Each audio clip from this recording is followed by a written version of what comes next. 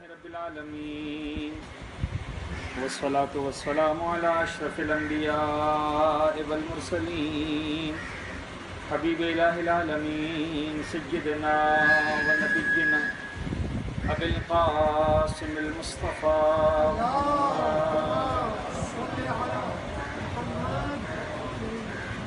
وعلى أهل بيته الطيبين الطاهرين المعصومين المنتجبين لا سيما على بقية الله في الأرضين وحجته إلى العالمين واللعن الدائم على أعدائهم ومنكري فضائلهم وغاصبي حقوقهم أجمعين من يوم ظلمهم وغصبهم وعداوتهم إلى يوم الدين بسم الله الرحمن الرحيم اللهم كن لوليك الحجة بن الحسن صلواتك عليه وعلى آبائه في هذه الساعة وفي كل ساعة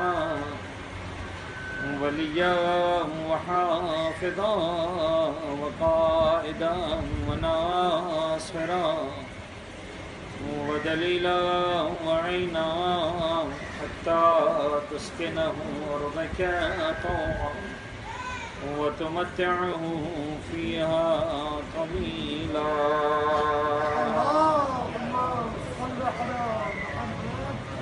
أما بعد فقد قال الله الحكيم في كتابه المبين بسم الله الرحمن الرحيم ولله على الناس حج البيت من استطاع إليه سبيلا ومن كفر فإن الله غني عن العالمين. صلوات پڑھیں محمد وعلى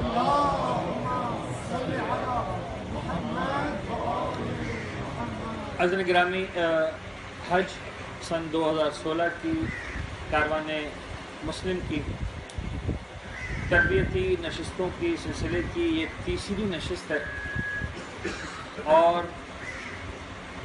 ہم سب کے یہاں پر جمع ہونے کا مقصد یہ ہے کہ ہم اس سال جو الحمدللہ اور انشاءاللہ سفر حج اختیار کر رہے ہیں، بہتر سے بہتر طریقے سے اپنی اس عبادت کے لیے ہم تیاری کر سکیں، اور جیسا کہ میں نے بار بار عرض کیا اور پچھلی دونوں کلاسز میں اس بات پر ہم نے آپ عزیزان سے بات کی کہ بہرحال ہر سفر سے یہ والا سفر مختلف ہے، اس لیے کہ یہ تعلق، یہ سفر، یہ رشتہ جو ہم پروردگار سے جوڑتے ہیں اس سفر میں، اس کا ایک الگ ہی مزاج ہے، اس کا ایک الگ ہی انداز ہے۔ انسان دنیا میں کاروبار کے لیے، بزنس کے لیے سفر اختیار کرتا ہے، کاروبار کے لیے انسان سفر اختیار کرتا ہے، بزنس کے لیے انسان سفر اختیار کرتا ہے۔ وہاں پر جو نارمز ہوتے ہیں، جو سکسیس کرائیٹیریاز ہوتے ہیں، وہ ڈفرینٹ ہوتے ہیں، وہ کچھ اور بنیادیں ہوتی ہیں جن کی بنیاد پر یہ طے کیا جاتا ہے کہ میرا سفر کامیاب ہوا کہ نہیں ہوا۔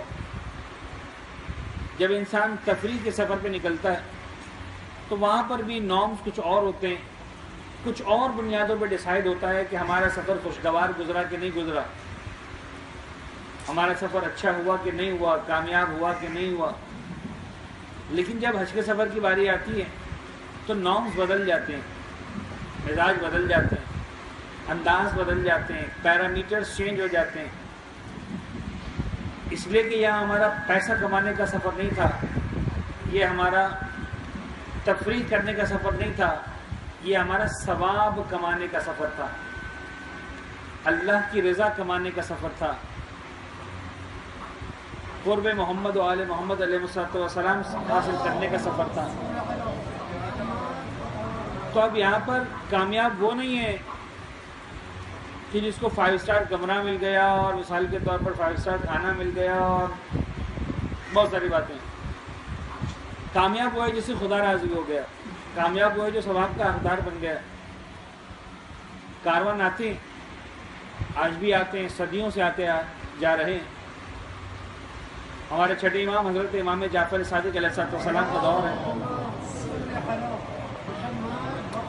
اور کئی سارے واقعات ہیں جو ہم انشاءاللہ اپنے سفر حج میں آپ سے بعد میں بھی ڈسکس کریں گے، لیکن آج کے تک ایک چھوٹا سا واقعہ پھر بات کو آگے بڑھا دیں۔ دسیوں سینکڑوں کاروان آتے، اب آج کل اسپیشلی اس سال خود سعودی عرب کی حکومت، پاکستان کی حکومت ایک الگ ہی مزاج ہے اس مرتبہ، یعنی اگر ہم یا وہ افراد کے جو کئی سالوں سے، دسیوں سالوں سے ایٹ لیسٹ ایٹ کارون مسلم ہمارا ایکسپیرینس 20 سال سے اوپر کا ایکسپیرینس ہو گیا، اتنی سختیاں، اتنی شرطیں، اتنی مشکلات گورنمنٹس نے نہیں ڈالی تھی جتنی اس مرتبہ ہے، اور لگتا ہے کہ مزید آئندہ سالوں میں اور زیادہ جو ہے وہ پریشانیاں حجاج کرام کے لیے بڑھنے والی ہیں، آرگنائزرز کے لیے بڑھنے والی ہیں۔ اینی ویز، لیکن بہرحال ایک زمانہ تھا جب کاروان پہنچتے تھے تو پتہ ہی نہیں ہوتا تھا کہ ہم جا رہے ہیں تو کس موسم میں جا رہے ہیں، کیا ہو رہا ہے، مارکیٹ کیا ہے۔ کاروان پہنچے گا، اونٹوں پر آ رہا ہے، گھوڑوں پر آ رہا ہے، پیدل آ رہا ہے، مہینوں کا سفر طے کرنے کے بعد آپ جب مکہ پہنچیں گے تو دیکھیں گے کون کون سے کاروان سرا اویلیبل ہے، کون کون سے گھر اویلیبل ہیں، کون کون سی رہائش کی جگہ اویلیبل ہے، کون سی بھر گئی ہے، کون سی خالی ہے، سستا مہنگا۔ جس مالک مکان کے پاس لاسٹ ایئر آئے تھے پتہ چلا وہ مر گیا اس سال، تو ٹویٹر اکاؤنٹ تو نہیں چلتا تھا کہ انفارمیشن مل گئی کے ساتھ، جس کے بعد آپ ہر سال جا کے ٹھہرتے تھے وہ مر گیا، بچوں نے جگہ بیچ دی ہے۔ وہ تو مکہ پہنچیں گے تو پتہ چلے گا۔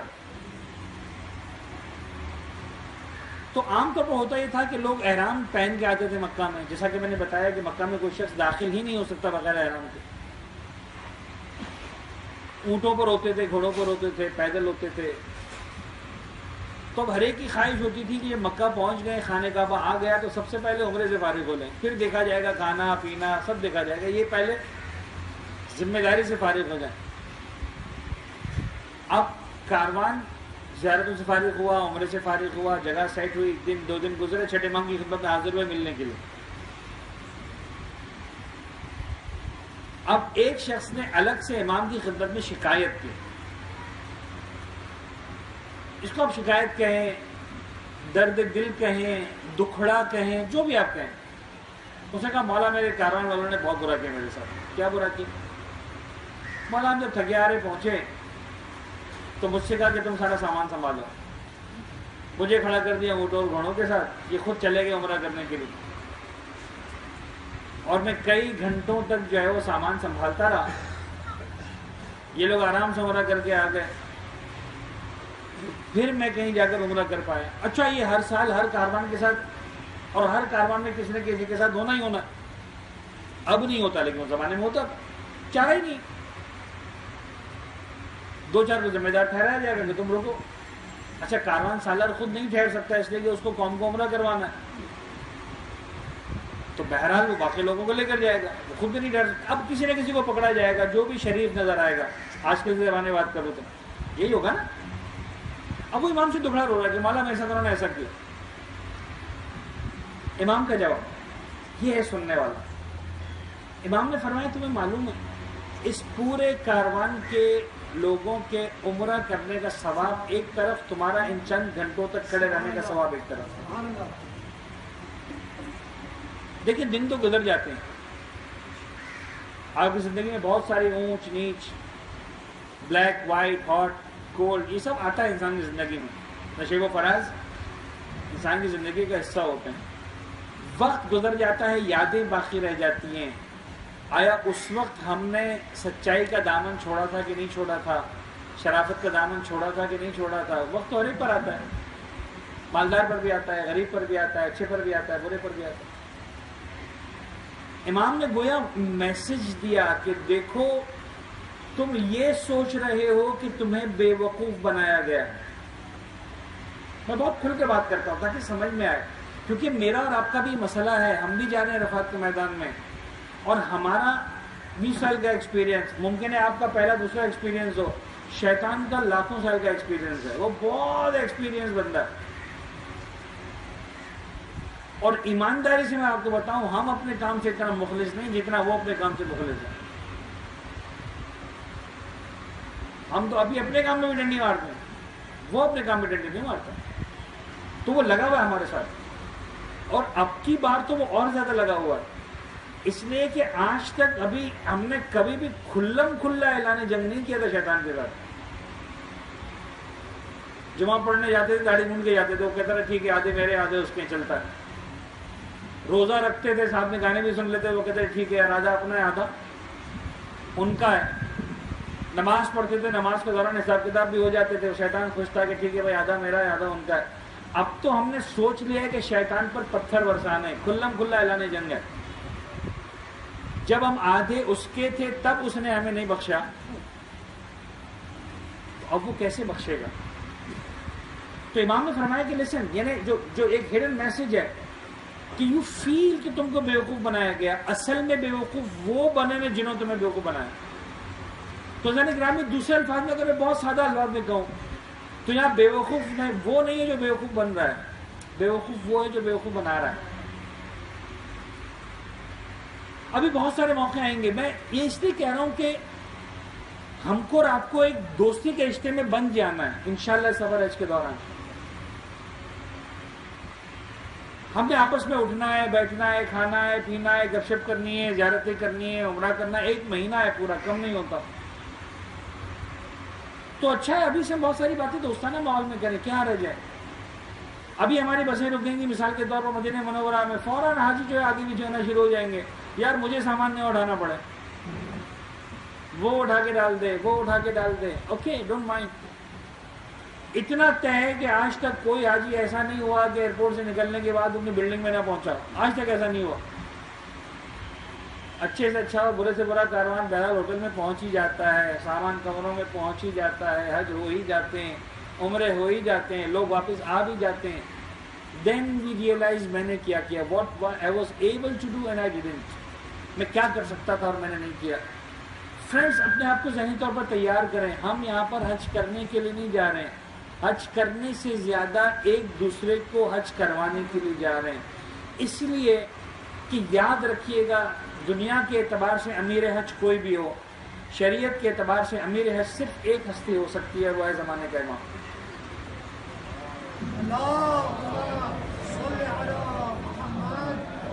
اور اگر امیر حج زمانے کا امام ہے تو مجھے اور آپ کو یہ دیکھنا ہے کہ اگر ہم ایک آدمی کو بھی فیسیلیٹیٹ کر رہے ہیں، ایک فرد کے لیے بھی مددگار ثابت ہو رہے ہیں، چاہے ایک چائے کا کپ اٹھا کر دینے کی حد تک، چاہے ایک پانی کا گلاس اٹھا کر دینے کی حد تک، چاہے صرف اس حد تک کہ ہم کمرے میں سگریٹ نہ پئیں، چاہے اس حد تک کہ ہم اپنی سیٹ چھوڑ کر پچھلی سیٹ پر آ کر بیٹھنے کو تیار ہو جائیں، چاہے اس حد تک کہ اپنا تکیہ ہٹا کر دوسری جگہ سونے کو تیار ہو جائیں، what ever you will find thousands of time جہاں آپ کو موقع ملے گا کہ آپ کسی بھی انداز سے اپنا چھوٹا سا حصہ ڈال سکتے ہیں. اور آپ یقین جانیں جب آپ چھوٹا سا حصہ ڈالیں گے تو ایکچولی آپ کاروان کو سپورٹ نہیں کر رہے ہوں گے، ایکچولی آپ اس مشن کو سپورٹ کر رہے ہوں گے جس کے ذمہ دار امام زمانہ. ہم بات کرتے ہیں نا کہ مولا ہمیں اپنے لشکر کے سپاہی بنائیے، یہ باقاعدہ موقع ہے. حج کا سفر ایک ایسا سفر ہے، بننا چاہتے ہو آ کے بن جاؤ. یہاں جو بھی اس حج کے پروسیس کو آسان بنانے میں کردار ادا کر رہا ہے، در حقیقت امام کے لشکر کے سپاہی کا کردار ادا کر رہا ہے. پھر وہ بات 80-90 آدمی تک محدود نہیں رہے گی. میرا بس چلے گا تو میں لاکھوں کی خدمت کروں گا، اسی لیے نہیں کروں گا کہ نہیں کر پاؤں گا، ورنہ بس چلے تو کرنی چاہیے مجھے. کیوں نہیں کروں گا؟ طواف کے دوران میں اتنا کر سکتا ہوں کہ مثال کے طور پر کسی کو کونی نہ ماروں، یہ بھی میرا ان پٹ ہے. تو ایسا گرامی نارمز بدلتے ہیں. طواف کے دوران کسی نے کونی ماری، آپ نے کہا اس کو تو کونی مار کر ہی رہوں گا. اس سے بھی اگر بدلہ نہ لے لیا، افریقن ہے اسے بدلہ نہیں لے سکتا، اسے کہ ڈر لگتا ہے، یہ انڈونیشین اس کو تو ماروں گا ہی ماروں گا، اس کی کیا مجال ہے کہ مجھے کونی مار کے چلا جائے. یہ میں آپ کو ساری حقیقت بتا رہا ہوں. آپ کے چہروں پر مسکراہٹیں خدا سلامت رکھیں، ہمیشہ مسکراتے رہیں. لیکن یہ میں ساری وہ ایگزامپلز ہیں جو سیریس ایگزامپلز ہیں سفر حج کی. اس نے کیا، اس کو تو جواب دے سکتا ہوں، اس کے ساتھ تو کر سکتا ہوں. یہ للہیت کا سفر ہے، یہاں پر نارمز چینج ہیں. کوشش کریں اپنے آپ کو ایسا تیار کریں کہ جب ہم آج سے 10 سال بعد، 20 سال بعد، 25 سال بعد جب واقعی بوڑھے ہو جائیں گے اور اپنے بچوں کو، اپنے چھوٹوں کو، جونیئرس کو سنا رہے ہوں گے، تو ہم سناتے ہوئے خوشی محسوس کریں، فخر محسوس کریں کہ یس ہمارا جو سفر رہتا بڑا وہ شاندار سفر تھا، ہم نے کیا کیا کیا تھا. اور اس وقت ایسا نہ ہو کہ ہمیں جان بوجھ کر کچھ واقعات نکالنے پڑ رہے ہوں اس لیے کہ ہم کو شرمندہ ہو رہے ہیں. وَلِلَّهِ عَلَى النَّاسِ حِجُّ الْبَيْتِ مَنِ اسْتَطَاعَ إِلَيْهِ سَبِيلًا، اللہ کی خاطر کرنا اگر یہ کرنا ہے. اینی ویز خدا سے اس دعا کے ساتھ ہم بات کو آگے بڑھاتے ہیں کہ اللہ ہمیں بہتر سے بہتر حج ادا کرنے کی توفیق عنایت فرمائے. عزیزان، ہم نے عرض کیا بار بار کہ عمرہ جو ہے وہ ایک 7 واجبات پر مشتمل عبادت کا نام ہے، اور ان 7 واجبات کو جب ہم انجام دے لیں گے، 7 ٹک لگ جائیں گے ہمارے، تو ہمارا عمرہ مفردہ مکمل ہو جائے گا. اور یہ بات بھی ہم نے آپ کو بہرحال بتا دی اور بار بار بتاتے رہیں گے اور دہراتے رہیں گے کہ اگرچہ ہمیں حج کے لیے جانا ہے، اور جو حج پر جاتے ہیں وہ حج کے لیے سب سے پہلا کام جو کرتے ہیں وہ عمرہ تمتع ادا کرتے ہیں. اور یہ میں بتا دوں کہ عمرہ تمتع کا جو ایکچوئل وقت ہے وہ شروع ہو جاتا ہے عید الفطر کے دن سے. 1 شوال is the first announced official day to perform عمرہ تمتع. 1 شوال سے لے کر 9 ذی الحجہ تک آپ کبھی بھی عمرہ تمتع کر سکتے ہیں. اس سے پہلے اگر کرنا بھی چاہیں تو نہیں کر سکتے. تو آلریڈی ٹائم اسٹارٹ، لوگ کر بھی رہے ہوں گے شاید، بٹ بیکاز ہمیں معلوم ہے کہ ہمیں عمرہ کرنے کے بعد اطراف کی زیارتوں پہ جانا ہے اور عمرے کرنے ہیں، لہٰذا ہم نے پلان یہ بنایا ہے کہ ہم بہرحال آپ کو ایک عمرہ تمتع الگ سے آفر کریں گے. بس جائے گی میقات پہ اور عمرے کا احرام باندھ کے دوبارہ آئیں گے مکہ میں اور دوبارہ نئے سرے سے عمرہ کریں گے. لیکن بہرحال اگر کسی وجہ سے بھی کسی کی خواہش ہے کہ وہ دوسری بار عمرہ تمتع کے لیے نہ جائے، تو کعبہ کی طرف سے کوئی زبردستی نہیں کہ آپ 2 عمرے کریں. آپ مدینہ منورہ سے جاتے وقت پہلا عمرہ ہی بطور عمرہ تمتع انجام دے سکتے ہیں. بس اس کے بعد ایک فرق پڑے گا کہ آپ اطراف کی زیارتوں پر نہیں آ سکیں گے، بس اتنا فرق پڑے گا. وہ بھی بس والے، پیدل والے میں تو پھر بھی آ سکیں گے، بسوں والے میں آپ نہیں آ سکیں گے. عرفات کے علاوہ مزدلفہ کا میدان نہیں دیکھ پائیں گے. اب ممکن ہے کوئی صاحب کہے میں نے دیکھا ہوا ہے، مجھے ضرورت بھی نہیں دیکھتے، اوکے دیٹس فائن. بہرحال ہم جب مدینہ منورہ سے جائیں گے تو ہم عمرہ مفردہ انجام دیں گے، جس کے 7 واجبات ہیں، جس کا پہلا واجب ہے میقات سے احرام باندھنا، اور اس واجب پر ہماری بات چل رہی ہے. دوسرا واجب ہے مکہ پہنچ کر، یعنی آپ اس کو ہم سمجھنا شروع کریں تو پہلا واجب تو ہم دور باندھتے ہیں، انجام دیتے ہیں احرام باندھنے والا میقات پہ. مکہ پہنچ کر ہم کو 6 کام کرنے ہیں، اور ان 6 کے 6 کام سمجھ لیں 3 پیئرز میں. پہلا پیئر بھی طواف اور اس کی نماز ہے، آخری پیئر بھی طواف اور اس کی نماز ہے. ایک عمرے کا طواف، اس کی نماز، آخر میں طواف النساء، اس کی نماز. درمیان میں 2 کام ہیں، صفا مروہ کی سعی اور تھوڑے سے بال کاٹ کر تقصیر کرنا. بس یہ 7 کام آپ کر لیں، 2 سوا 2 گھنٹے سے زیادہ کے کام نہیں ہے. بلکہ جو پرانے عمرہ کرنے والے ہیں، جو کتاب ہاتھ میں لے کر دعائیں پڑھتے ہوئے نہیں کرتے عمرہ، تو وہ تو میرے خیال میں 1.5 گھنٹے میں زیادہ سے زیادہ فارغ ہو جاتے ہیں، بلکہ شاید بعض اوقات اس سے بھی جلدی. تو بڑی خوبصورت، بڑی میٹھی، بڑی شاندار عبادت ہے جس کی سعادت انشاءاللہ ہم حاصل کرنے والے ہیں. تفصیلات میں آتے ہیں. احرام باندھنا پہلا واجب ہے اس کا، جس کے موضوعات ہم نے احرام باندھنے کا عملی طریقہ کل ہم نے آپ کو دکھایا. واجبات احرام، مستحبات احرام، مکروہات احرام، یہ مکمل ہو گئے. اور 5ویں موضوع پر ہماری بات چل رہی تھی جو تھا محرمات احرام، یعنی جو چیزیں حالت احرام میں حرام ہو جاتی ہیں. اب میں اس سلائڈس کو ریپیٹ نہیں کر رہا ہوں، میں صرف مردوں کی صرف یہ ایک مرتبہ ریپیٹ کر دیتا ہوں، اس کو دیکھ لیں تاکہ احرام باندھنے کا طریقہ اگر آپ نے پریکٹس کیا تھا گھر جا کر اور کوئی چیز اب آپ کو سمجھ میں آ رہی ہے کہ دوبارہ دیکھ لیں تو ایک مرتبہ اس کو دوبارہ دیکھ لیں. اب روشنی تھوڑا سا زیادہ ہے اور احرام کے دونوں سروں کو کمپلیٹ رائٹ یا کمپلیٹ لیفٹ، فرنٹ پہ لے کے نہیں آئیں گے، مکمل الٹے ہاتھ پہ لے آئیں یا مکمل دائیں ہاتھ پہ، اور بس پیٹ کے پاس سے آپ نے احرام کو اندر دبا کر لپیٹ لینا. مشکل ترین یا اہم ترین یا مرکزی ترین نقطہ یہی ہے. یہ آپ نے لپیٹ لیا، اس کے بعد آپ دیکھیں انہوں نے احرام کو ویسے ہی چھوڑا ہوا ہے، ڈیزائن بنانے کو سامنے سے آپ کو جیسا ڈیزائن اچھا لگتا ہے ویسا ڈیزائن بنا لیں. اور اس کے بعد باہر کی طرف 2 یا 3 بل چاروں طرف سے دے دیں، کمپلیٹ راؤنڈ. تو یہ اتنا مضبوط احرام بن جاتا ہے کہ بچہ اگر انجانے میں پکڑ کے کھینچ بھی لے گا تو نہیں گرے گا، یہ گارنٹی ہے. اتنا مضبوط احرام بنتا ہے اور یہ جو ہے وہ کسی اعتبار سے احرام نہیں کھلتا.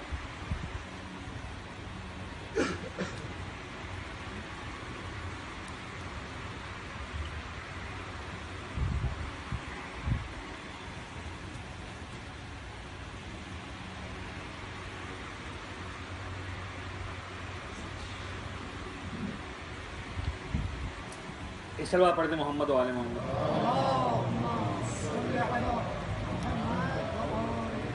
اب آ جاتے ہیں ان چیزوں پر جو حالت احرام میں حرام ہے. یہ والی بات ہماری چل رہی تھی، مردوں اور خواتین دونوں کے لیے جو چیزیں حرام ہیں صرف فہرست دیکھ لیں، اس لیے کہ تفصیلات ان پر ہماری مکمل ہو چکی ہیں. بدن پر تیل ملنا حرام ہے، خوشبو کا استعمال کرنا حالت احرام میں حرام ہے، سرما لگانا، آئینہ دیکھنا، ناخن کاٹنا، بدن سے خون نکالنا، بال اکھاڑنا، دانت اکھاڑنا، جوئیں وغیرہ مارنا، زینت کرنا، جھوٹ بولنا، قسم کھانا، شکار کرنا، حرم سے گھاس اکھاڑنا، اسلحہ ساتھ رکھنا، نکاح کرنا یا پڑھنا، استمنا کرنا، جماع کرنا، شہوت سے بوسہ لینا یا دینا، شہوت کے ساتھ عورت کو مس کرنا. یہ وہ چیزیں ہیں جو حالت احرام میں مردوں اور خواتین دونوں پر حرام ہیں. میں آپ کو بتاؤں، آج وہ چیز جو ہم نے نمبر 13 پہ لکھی ہوئی، مثلا شکار کرنا، آپ کو یہ سن کے واقعی تعجب ہوگا اور آپ سوچیں گے تو آپ کو یقین بھی فوراً آ جائے گا کہ ایک زمانے میں جب حج کی کتاب لکھی جاتی تھی، اگر 100 صفحے کی کتاب ہوتی تھی تو اس میں 50 صفحے شکار کے ہوتے تھے، جس کو آج ہم 5 لائنیں دینے کو تیار نہیں ہیں. اس لیے جس دور میں انسان چلتا تھا تو احرام باندھنے کے بعد بھی بعض اوقات 8 دن 10 دن جو ہے وہ سفر میں ہوتا تھا. راستے میں کوئی تھوڑی ریسٹورینٹس ہوا کرتے تھے، تو اکثر جو ہے وہ غذا کا انتظام ہوتا ہی شکاری جانور سے تھا. تو بے شمار مسائل تھے، بے شمار سوالات تھے جو لوگوں نے ائمہ سے پوچھے تھے، اور کتابوں کو آپ دیکھیں تو آپ کو نظر آئے گا کہ جو ہے وہ شکار آج ہم نے اس کو لفٹ ہی نہیں کرا. اس لیے کہ آج کا دور وہ نہیں رہا جب انسان جانوروں کا شکار کرتا. آج کا دور وہ دور ہے جب انسان خود انسانوں کا شکار کرتا. لیکن وہ شکار تو ویسے ہی حرام تھا. اور در حقیقت ہم جا رہے ہیں سفر ہے اسی لیے شاید جا رہے ہیں. اس کا ایک مقصد یہ بھی ہے کہ ہم اپنی اس انسان ہونے کی جو انسانیت ہے اس کو بہتر سے بہتر بنائیں. بہرحال کچھ تھا اچھا، کچھ تھا پیچھے جو پروردگار عالم نے یہ کرم فرمایا یا احسان فرمایا کہ اپنے گھر کی زیارت کرنے کے لیے ہمارے نام کا انتخاب کیا. تو بہرحال بہتر سے بہتر اپنے آپ کو بنانے کے لیے ہم جا رہے ہیں. لیکن خیر کچھ چیزیں سے مردوں کے لیے حرام ہے، جن میں سے ایک ہے کوئی بھی سلاوا لباس پہننا، بند جوتا پہننا. ان 2 پر ہماری بات مکمل ہو چکی تھی. تیسری چیز جو مرد حضرات کے لیے حرام ہے، جو عورتوں کے لیے حرام نہیں ہے، وہ ہے سائے میں سفر کرنا. اور چوتھی چیز جو حالت احرام میں مرد حضرات کے لیے حرام ہے وہ ہے سر ڈھانپنا. اور جو چیزیں صرف خواتین کے لیے حرام ہے، کسی بھی چیز سے چہرہ ڈھانپنا، معمول سے زیادہ زیور پہننا اور ہاتھوں پر دستانے پہننا. اب آ جائیے وہ چیزیں جو حالت احرام میں مردوں کے لیے حرام ہے. نمبر 3 سائے میں سفر کرنا. جو عنوان ہے وہ ہے سائے میں سفر کرنا. آج کے دور میں جو لفظ استعمال ہوتا ہے بس اپنا کتابوں وغیرہ کے اندر وہ ہے بند گاڑی میں سفر کرنا. But actually it's not about بند گاڑی، اٹس اباؤٹ سائے میں سفر کرنا. اس زمانے کی جو اشرافیہ ہوتی تھی وہ جب اونٹوں پر یا گھوڑوں پر بیٹھتے تھے تو ساتھ میں کام ایسا کرتے تھے کہ اپنے آپ کو دھوپ سے کور کرنے کے لیے چھتری نما کوئی چیز رکھ لیا کرتے تھے. تو that was considered to be the business class اس دور میں. شریعت کہتی کہ نہیں، جب احرام پہن لیا تو اس کے بعد آپ نے سائے میں سفر نہیں کرنا. اب سائے میں صحیح سفر نہیں کرنا کا مطلب جو اہل زبان ہے وہ تو جلدی سمجھ جائیں گے، باقیوں کو ویسے میں سمجھا دوں گا وضاحت سے. سائے میں سفر کرنا حرام ہے، چھاؤں میں جانا حرام نہیں. اب یہ کیا ہوتا ہے کہ سائے میں سفر کرنا حرام ہے اور چھاؤں میں جانا حرام نہیں ہے؟ دیکھیے سایہ 2 طرح کا ہوتا ہے. ایک سایہ وہ ہوتا ہے جو آپ کے ساتھ ساتھ چل رہا ہوتا ہے، اٹس موونگ. چھتری آپ لے کے چل رہے ہیں، وہ چھتری آپ کے ساتھ ساتھ جا رہی ہے، وہ سایہ آپ کے ساتھ ساتھ چل رہا ہے. دیٹ از کالڈ سایہ. جب آپ درخت کے نیچے جاتے ہیں تو سائے میں نہیں جاتے، درخت کی چھاؤں میں جاتے ہیں. سایہ اپنی جگہ اسٹیبل، درخت اپنی جگہ کھڑا ہوا. آپ دور کھڑے ہیں تو دھوپ میں، وہاں جائیں گے تو چھاؤں میں جائیں گے، دوبارہ نکلیں گے تو دھوپ میں آ جائیں گے. درخت آپ کے ساتھ ساتھ نہیں چلنے والا. تو احرام کی حالت میں درخت کے نیچے جا سکتے ہیں، کوئی پرابلم نہیں. بلڈنگ کھڑی ہوئی ہے، اس کا سایہ، اس میں آپ بیٹھ سکتے ہیں. ضروری نہیں کہ دھوپ میں کھڑے رہیں. کچھ لوگ بیچارے پریشان ہو جاتے ہیں حالت احرام میں، مکہ پہنچ کر بھی ارے وہاں سے بلڈنگ کا سایہ آ رہا ہے، چلو بھائی دھوپ میں کھڑے ہو جاؤ. نہیں، ایسا کچھ نہیں. یہ بلڈنگ والی چھاؤں ہے، اسٹل سائے میں جانے میں حرج نہیں ہے. لہذا بس اگر کھڑی ہوئی ہے اور آپ کو مثلا کوئی سامان لینا ہے بس کے اندر سے، بیگ نکالنا ہے، چادر نکالنی ہے، پرس نکالنا ہے، پاسپورٹ نکالنا ہے، آرام نہیں. آپ جائیں آرام سے بس کے اندر اپنا جو ہے سامان لے کے آ جائیں. اس لیے کہ اس وقت جب بس کھڑی ہوئی ہے وہ چھاؤں ہے، سایہ نہیں ہے. جب آپ بس سے بیٹھے بس چل رہی ہے، یا اس وقت حرام ہو. غور فرمائیں. تو سائے میں سفر کرنا حرام ہے، چھاؤں میں جانا حرام نہیں. ایک تو یہ بات. اب سوال یہ ہے کہ سایہ کسے کہتے ہیں. میں صرف 1 یا 2 منٹ کے لیے اس کی ڈیٹیل میں جا رہا ہوں. اگین اس بات کا فائدہ اٹھاتے ہوئے کہ ابھی ہم فریش ہیں، ابھی ہم اسٹارٹنگ میں کلاس کے اینڈ پہ آتے آتے تھکن بڑھ جاتی ہے، تو مشکل مسائل جو ہے وہ ہم نہیں بھی چھیڑتے سوائے مجبوری کے. تو اب سایہ کسے کہتے ہیں. عربی زبان میں لفظ استعمال ہوا استدلال. اب اس عربی زبان میں جو ورڈ استعمال ہوا استدلال، اس کا دائرہ کہاں تک ہے. اس کا ٹرانسلیشن جب ہم نے کیا ڈکشنری میں تو بن گیا سایہ. غور فرمائیں. تو اس کی ڈیفینیشن کے اندر لیولز ہیں. بعض علماء نے فرمایا کہ صاحب اس کی ڈیفینیشن میں آتا ہے صرف سورج سے بچنا. اگر سورج ہے تو سایہ ہے، ورنہ سایہ نہیں.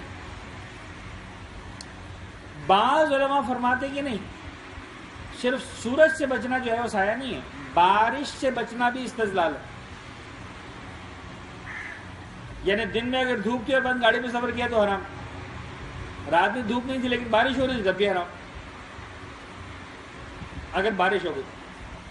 ہاں بارش نہیں ہوئی تو مسئلہ نہیں، تو پھر آپ نے بند گاڑی میں تو پھر آپ نے سائے میں سفر نہیں کیا. بعض علماء نے مثلا ہوئی، انہوں نے آگے بڑھ کر کہا کہ دھوپ سے بچنا بھی حرام،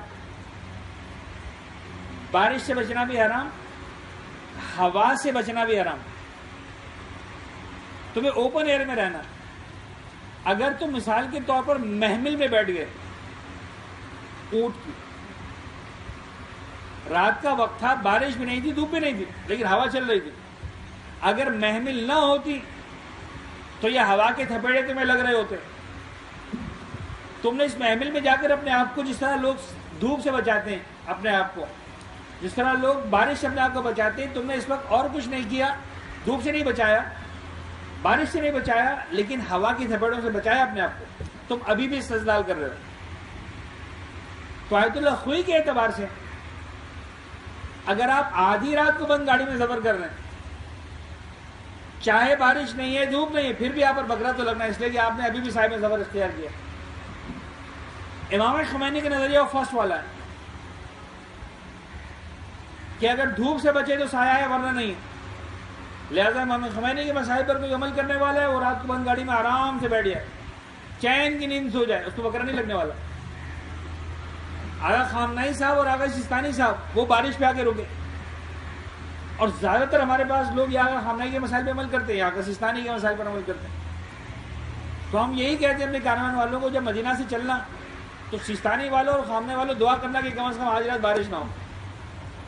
ورنہ وہی والی بات کہ بارش کے قطرے نظر نہیں آتے، بکرا نظر آ رہا ہوتا. وہ اللہ کی رحمت نہیں لگ رہی ہوتی، وہ سراپا زحمت لگ رہی ہوتی ہے انسان کو. خوئی والوں کو بھی آرام سے کمبل اوڑھ کے سو جانا، ان کو بکرا دینا ہی دینا. لہٰذا اب آپ کی مرضی، آپ چین سے سوئیں یا بے چینی کا وقت گزاریں، وہ ہے بکرا. لیکن مردوں کے لیے، خواتین کے لیے نہیں. جو حرام ہے بند گاڑی میں سفر کرنا وہ مردوں کے لیے حرام ہے. اب ذرا دیکھ لیں, احرام کے دوران سفر کرتے وقت بند گاڑی, ہوائی جہاز وغیرہ میں سفر کرنا یا چھتری وغیرہ استعمال کرنا حرام ہے. یہ سارے ایگزامپلس وہ ہیں جو موونگ سائے کی ہیں, جو آپ کے ساتھ موو کر رہا ہوتا ہے. اگر سفر نہ ہو بلکہ کسی جگہ پڑاؤ ڈالا ہوا ہو تو بند گاڑی یا چھتری وغیرہ کا استعمال جائز ہے. اچھا, نہ فقط چھاؤں میں جانا جائز ہے, اگر آپ سفر نہیں کر رہے تو سائے میں بھی جانا جائز ہے. سفر نہیں کرے گا مطلب کیا ہو؟ دیکھیں, ایک مرتبہ آپ کی گاڑی چل رہی ہے, اونٹ چل رہا ہے, مدینہ سے مکہ جا رہا ہے, آپ سفر کر رہے ہیں. ایک مرتبہ کاروان نے پڑاؤ ڈال دیا, بھائی 8 دن کا سفر ہے, اونٹ ہو, ایک دن میں آپ رات کو رکیں گے تو صحیح کسی جگہ پر سرائے وغیرہ ملے گی, کہیں آرام کریں گے. پڑاؤ ڈال دیا. جب پڑاؤ ڈال دیا, ممکن ہے کاروان کے ساتھ ہم راتوں میں سفر کیا کریں گے, دن میں سفر نہیں کریں گے. دن میں پڑاؤ ڈال دیں گے, آرام کریں گے, گرمی ہوتی ہے. اب دن میں پڑاؤ ڈالا ہوا, تو دن میں جو پڑاؤ ڈالا ہوا ہے اور اب آپ سے کہا یار ذرا صحرا سے لکڑیاں ڈھونڈ کے لاؤ. اب جو آپ صحرا میں لکڑی ڈھونڈ رہے ہیں تو آپ سفر نہیں کر رہے ہیں, آپ نے پڑاؤ ڈالا ہوا ایک جگہ پر. اس دوران چھتری کا استعمال جائز. تو اگرچہ آپ گھوڑے پر بیٹھ کر جا رہے ہیں, سایہ موو کر رہا ہے آپ کے ساتھ, but because you are not travelling, you are staying at a place, تو اس دوران جو ہے وہ جائز. آگے سستانی اس کا منع کرتے ہیں, وہ کہتے ہیں نہیں, سائے میں جانا حرام تو حرام, چاہے پڑاؤ ڈالا ہو, چاہے تم مکے پہنچ گئے ہو, چاہے تم کہیں پر بھی ہو. موونگ سایہ جائز نہیں. منزل پر پہنچ کر نقل و حرکت کرنے کے لیے بند گاڑی, چھتری وغیرہ کا استعمال جائز ہے. جب آپ ڈیسٹینیشن میں پہنچ گئے, مثلا مکہ پہنچ گئے, اور اب آپ ہوٹل سے جو ہے وہ بس میں بیٹھ کے جانا چاہ رہے ہیں عمرہ کرنے کے لیے, کوئی مسئلہ نہیں. ابھی احرام باقی, دن کا وقت بھی, دھوپ بھی نکلے گی, کوئی مسئلہ نہیں. لیکن آگے سستانی کہتے ہیں کہ منزل پر پہنچ کر بھی جائز نہیں. کھلی چھت کی گاڑی میں سفر بالکل جائز ہے. کھلی چھت کی گاڑی میں سفر کرنا جائز ہے. آقا سستانی کہتے ہیں اگر ایسی گاڑی کی دیوار اتنی چھوٹی ہو کہ سر اور سینے سے نیچے تک ہی ہو تو جائز ہے. لیکن اگر وہ دیواریں اس کی اونچی ہیں تو بہرحال آقا سستانی نے منع کیا دن کے وقت, کیونکہ وہ سایہ اگر, یعنی ابھی ڈبیٹ یہ ہے کہ صاحب جو سایہ ہے وہ چھت سے نہیں آ رہا بلکہ دیوار سے آ رہا ہے. سستانی صاحب کہتے ہیں نہیں, دیوار والا سایہ بھی نہیں چلے گا. وہ اتنا نیچے ہو کہ سینے سے نیچے ہو تو پھر ٹھیک ہے, چل جائے گا, لیکن اگر اوپر ہے تو پھر نہیں چلے گا. لیکن خیر ہم اب اس پر تو ہمارا پرابلم نہیں ہے, because we are travelling in night. ہم جب مدینہ سے سفر کریں گے تو ہمارا سفر دن کا ہوگا ہی نہیں, تب آپ کو صرف ایک دعا کرنی ہے کہ بارش نہ ہو بس. آپ خود فرماتے نہیں, جائز نہیں ہے. اگر اتنا بھی ہو, صرف جو چلے گا وہ چلے گا کہ آپ ایسی سواری میں سفر کریں جو 100% اوپن ہو, لائک موٹر سائیکل جس میں آپ چاروں طرف سے اوپن ہیں, پھر جائز ہے. خیر, کھلی چھت کی گاڑی میں سفر, رات کے وقت بند گاڑی میں سفر کرنا جائز ہے. آپ خود فرماتے ہیں رات کے وقت بھی بند گاڑی میں سفر جائز نہیں ہے. میں نے بہت سمپل لکھ دیا. خامنائی اور سستانی صاحب فرماتے ہیں کہ سردیوں اور بارش کی راتوں میں, بلکہ آقا خامنائی نے صرف بارش نہیں, سردیوں کو بھی شامل کیا. آقا سستانی نے صرف بارش کو شامل کیا. تو اینی ویز کنکلوژن یہ ہے کہ رات کے وقت اگر جو ہے وہ بارش ہو گئی تو سب پر بگڑا لگ جائے گا, نہیں تو پھر جو ہے وہ صرف خوئی والوں میں لگے گا, بعد میں نہیں لگے گا. یاد نہ رہے تو انشاءاللہ اللہ سے آپ دعا کریں پروردگار مجھے بھی زندگی دے, ہم سفر ساتھ اختیار کریں, میں وہاں پھر بتا دوں گا. بند گاڑی میں اگر مجبوری میں سفر کرنا پڑے تو جائز ہے, لیکن بہرحال کفارے کے طور پر ایک بھیڑ دینا واجب ہوگا.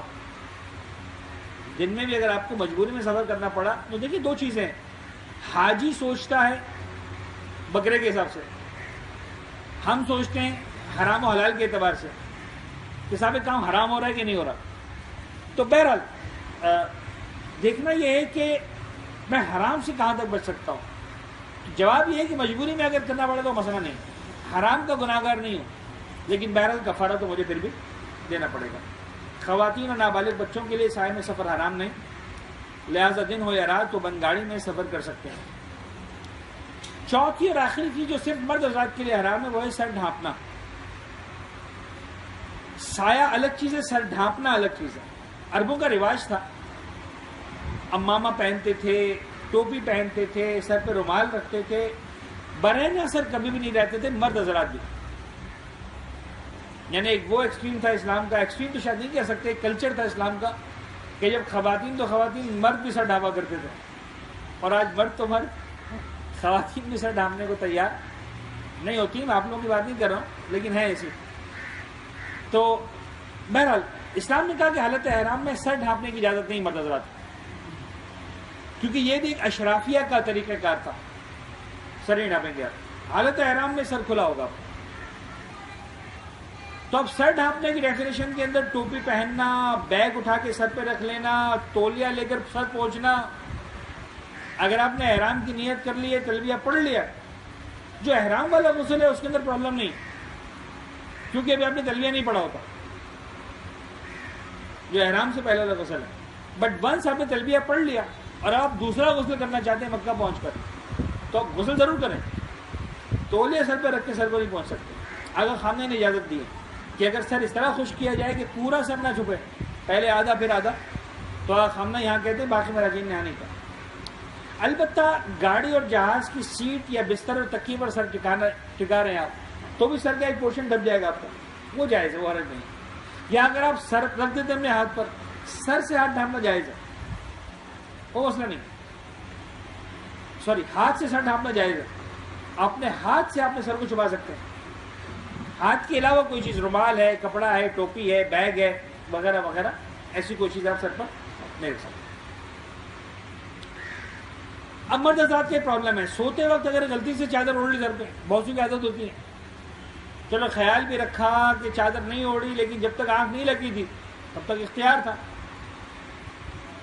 ٹھیک ہے. اگر آپ نے غلطی سے سوتے میں کر لیا، کوئی مسئلہ نہیں، کوئی حرج نہیں. جیسے ہی خیال آئے، جیسے آنکھ کھلے اور خیال آئے تو اس کا اتار دیں. جان بوجھ کر آپ نے نہیں کیا تو آپ گناہگار نہیں. اس مسئلے میں سر کی حدود میں کان بھی شامل ہے.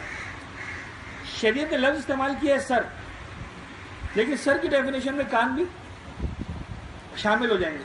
لہٰذا سر ڈھانپنا تو حرام ہے ہی ہے، کان ڈھانپنا بھی حرام ہے. آج کے دور میں جس کی ایگزامپل ہے حالت احرام میں کان ڈھانپنے کی، وہ ہے ہیڈ فونز.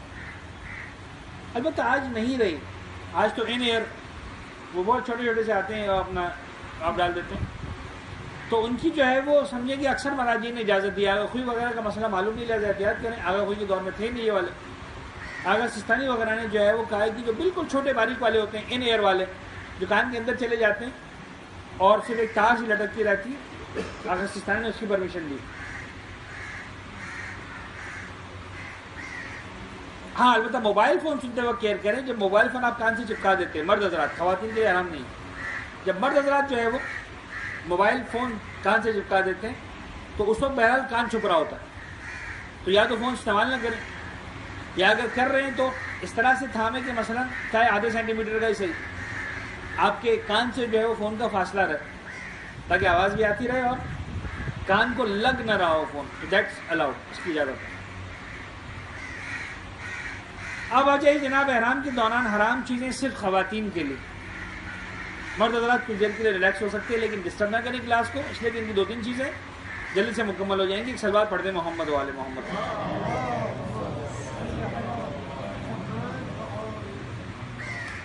احرام کے دوران حرام چیزیں جو صرف خواتین کے لیے حرام ہیں. کسی بھی چیز سے چہرہ ڈھانپنا حالت احرام میں حرام ہے عورتوں کے لیے. چہرے کو کور نہیں کر سکتی عورتیں. حجاب بھی اس طرح کرنا ہے کہ چہرہ مکمل طور پر کھلا رہے. اب دیکھیں میں تھوڑا سا کھل کے مسئلہ بتا رہا ہوں، خواتین اس کو اچھی طرح سمجھیں. اور وہ یہ کہ خواتین کے لیے حالت احرام میں ہر صورت میں چہرے کو مکمل طور پر کھلا رکھنا ہے. اب یہاں پر بعض اوقات کیا ہوتا ہے کہ 2 ذمہ داریاں ٹکرا جاتی ہیں، اور ان دونوں ذمہ داریوں کا خیال رکھنا ضروری ہے. عورت کے لیے سر کے بال ڈھانپنا واجب ہے، یس واجب ہے. چہرہ ڈھانپنا حرام ہے، یس حرام ہے.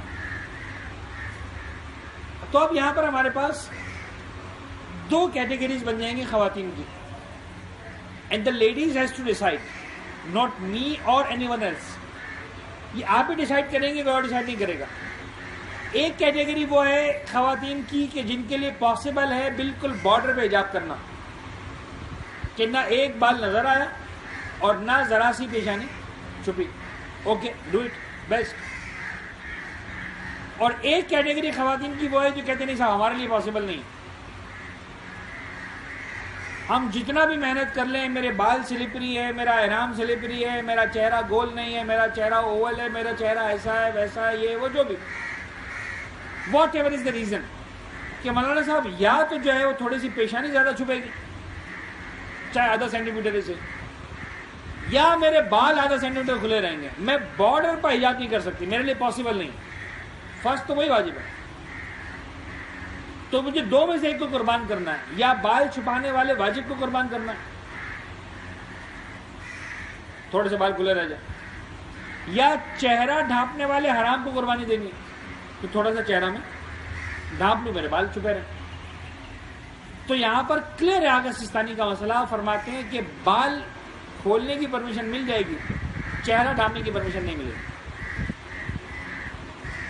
اتنا حساس حرام ہے یہ والا کہ اگر ٹکرا جائے تو چہرہ تو کھلا رکھنا ہے، اگر آدھی سینٹی میٹر یہ نہیں پتا کتنا کم زیادہ بال کھلے رکھے بغیر چہرہ نہیں کھل سکتا تو بال کھولو اٹھتے ہیں تھوڑے سے، لیکن چہرہ تو کھلا رکھنا حالت احرام میں ضروری ہے۔ نقاب ڈالنے والی خواتین یہ طریقہ اختیار کریں کہ پی کیپ پہن کر سامنے سے نقاب ڈال لیں۔ چہرے کا کچھ حصہ ڈھانپنا بھی حرام ہے، لہذا رومال، ٹشو وغیرہ کا استعمال بھی چہرے پر جائز نہیں ہے۔ حالت احرام میں آپ اپنے ہاتھ سے اپنا چہرہ پہنچ سکتی ہیں، آنسو پہنچ سکتی ہیں وغیرہ وغیرہ وغیرہ، ٹشو رومال وغیرہ چہرے پر رکھنے کی اجازت نہیں ملے گی، اس لیے کہ اس سے بھی چہرہ ڈھانپا جاتا ہے۔ دوسری چیز جو حالت احرام میں خواتین کے لیے حرام ہے وہ ہے معمول سے زیادہ زیور پہننا۔ معمول کے مطابق زیور پہننا جائز ہے۔ اچھا یہاں پر میں نے ایک جملہ شاید کہ غلط استعمال کیا تھا، اس کو صحیح کر لیتا ہوں۔ معمول کے مطابق وہ والا معمول جو آپ کا معمول ہے اس کی بات نہیں ہو رہی، وہ معمول جو آپ کے معاشرے کی رائج خواتین کا معمول ہے۔ مثلا فرض کر لیں اللہ نے آپ کو اتنا نوازا ہے کہ آپ معمولاً 1 کلو زنا پہنتی،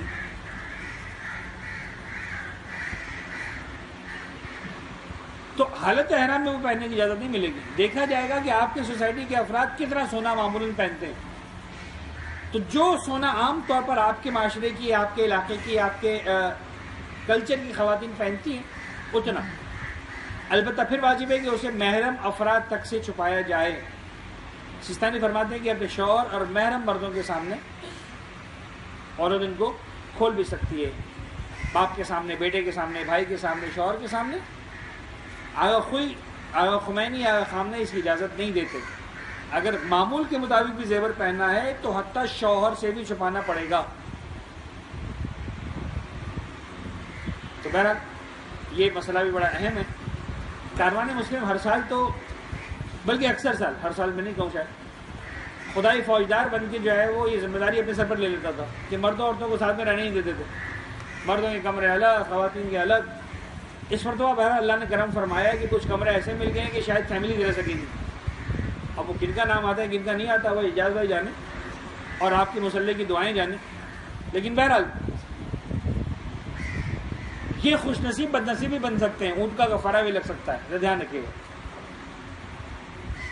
تو بہرحال پھر اگر میاں بیوی بھی کمرے میں اور خوئی والے اور عورت نے معمول کے مطابق حجاب کیا، زیور پہنا ہوا ہے، تو حتیٰ سکے باپ کو چھپانا پڑے گا، پردہ کرنا پڑے گا، تو یا زیور اتار دیں یا جو ہے وہ ساتھ میں حجاب بھی پہنے۔ البتہ سیستانی والی خواتین اپنے شوہر اور محرم مردوں کے سامنے پہن سکتی ہیں، پرابلم نہیں۔ تیسری چیز جو خواتین کے لیے حرام ہے وہ ہے ہاتھوں میں دستانے پہننا۔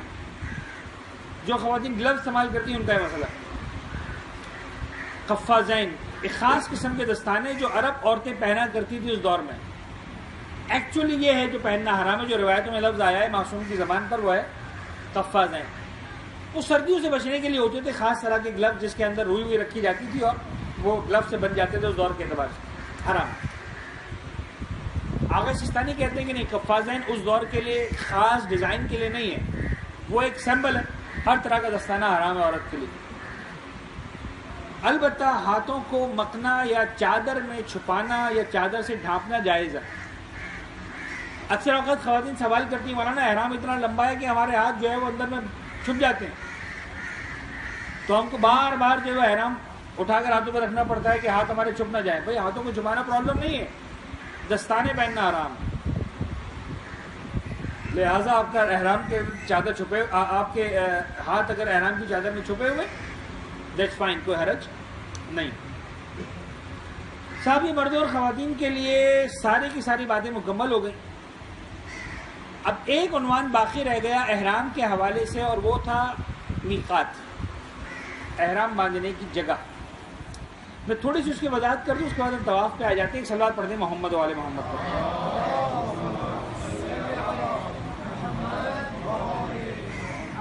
میقات کسے کہتے ہیں؟ میقات کہتے ہیں جب انسان مکہ مکرمہ جا رہا ہے دور سے, تو پروردگار عالم نے پیغمبر کے زمانے سے 5 الگ الگ اسپاٹس ہیں جو مکہ کے چاروں طرف مقرر فرمائے. 5 مقام, 5 پوائنٹس, 5 ایریاز جنہیں کہا گیا میقات. کہ اگر تم مکہ سے آ رہے ہو, مکہ کی طرف آ رہے ہو, تو عام طور پر اس دور میں جو لوگ کراس کرتے تھے وہ ان 5 میں سے کسی ایک مقام کو ضرور کراس کرتے تھے, یا اس کے آس پاس سے. تو حکم تھا اگر تمہیں مکہ میں جانا اور تم اس مقام سے کراس کرو, تو اس مقام سے آگے تمہیں احرام کے بغیر جانے کی اجازت نہیں. ہاں اگر مکہ نہیں جانے کا اور بات, مثلا فرض کر لیں ایک میقات ہے, بلکہ فرض کیا کریں جو پریکٹیکل ہے, کہ ایک میقات ہے جو مدینہ منورہ سے باہر نکلتے ہی. اب مدینہ سے ہزاروں لوگ باہر نکل رہے ہوتے ہیں, لیکن جو نکل رہے ہیں اسے مکہ تو نہیں جا رہے. کوئی جدہ جا رہا ہے, کوئی جیزان جا رہا ہے, کوئی کسی اور شہر جا رہا ہے, کوئی کسی اور شہر جا رہا ہے. تو جتنے شہروں میں جانے والے ہیں وہ میقات سے کراس کریں, کوئی پرابلم نہیں, انہیں احرام نہیں باندھنا. But those who are going to Makkah, انہیں میقات سے احرام کے بغیر کراس کرنے کی پرمیشن نہیں. تو 5 الگ الگ اسپاٹس ہیں. یہ 5 مقامات کوئی 400 کلومیٹر دور ہے, کوئی 70 کلومیٹر دور ہے, کوئی 250 کلومیٹر دور ہے. اس طرح سے جو ہمارا میقات ہوگا پہلے عمرے کے لیے مدینہ منورہ والے, وہ ہوگا مسجد شجرہ. یعنی مدینہ سے ہم نکلیں گے, مدینہ کے بالکل بارڈر پر, مدینہ ختم ہوتے ہی فوراً. بلکہ اب تو شاید مدینہ اتنا پھیل گیا ہے کہ کہا جا سکے کہ آہستہ آہستہ کچھ ہی سالوں میں مسجد شجرہ خود مدینہ کا حصہ بن جائے گی. ممکن ہے بن بھی چکی ہوں گے لوگوں کے اعتبار سے. تو وہاں سے پھر احرام باندھ کر ہم آگے بڑھیں گے. تو یہ میقات کی تک بات. اس سلسلے میں بھی کچھ تفصیلات ہیں.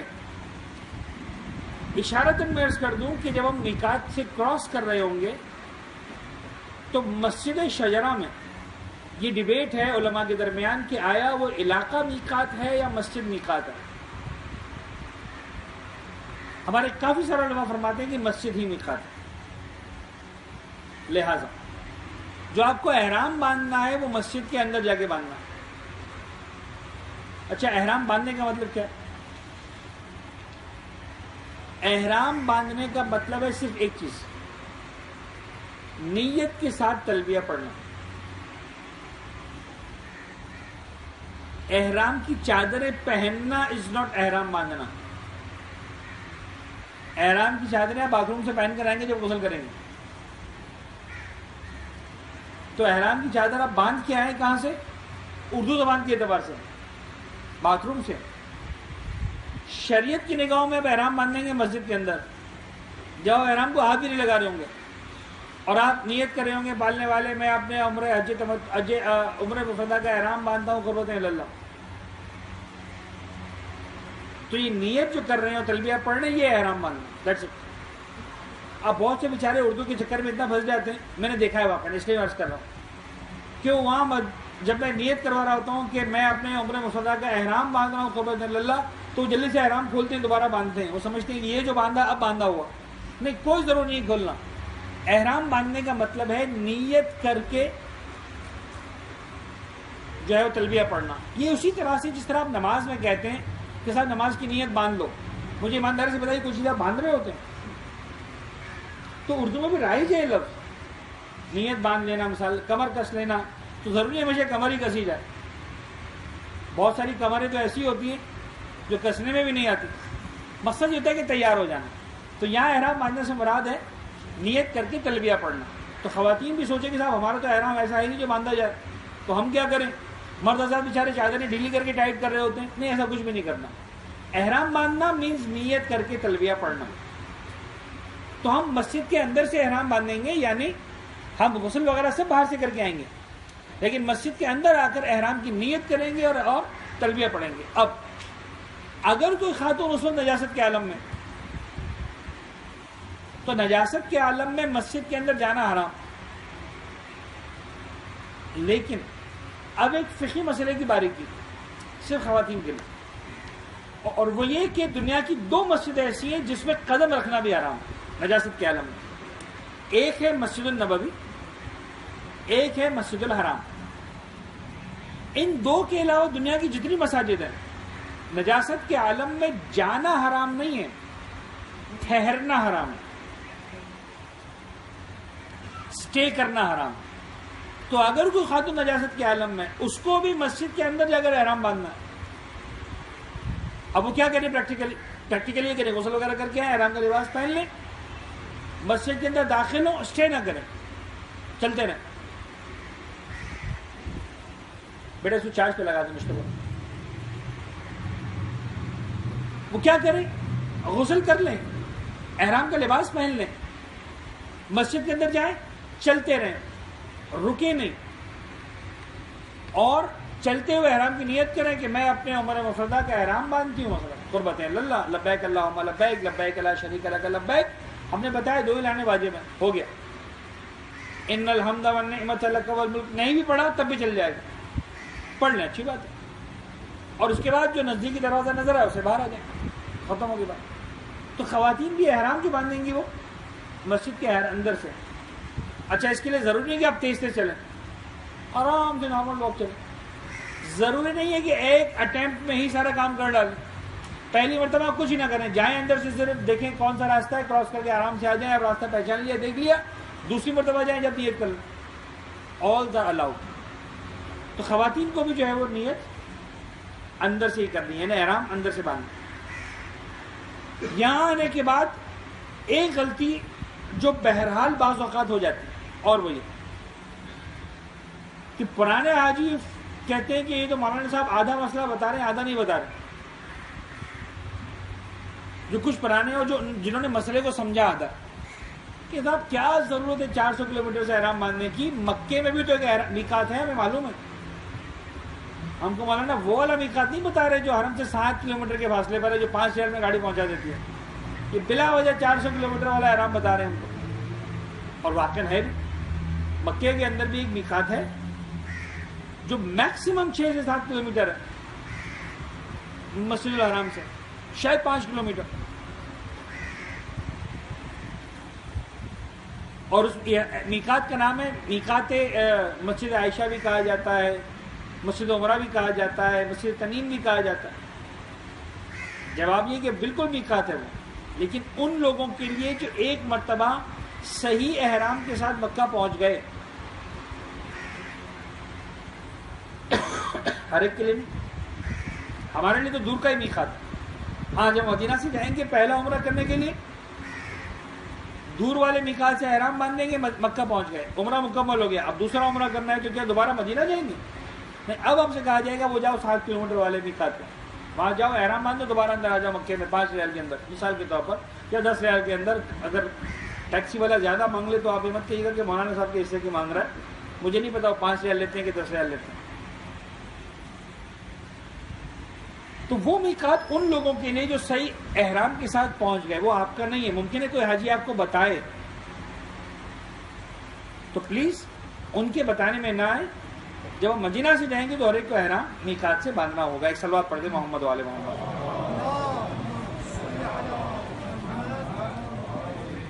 عزیزان گرامی, دوسرا واجب ہے ہمارے عمرے کا, ایک بار پھر صلوات پڑھنے دیجیے.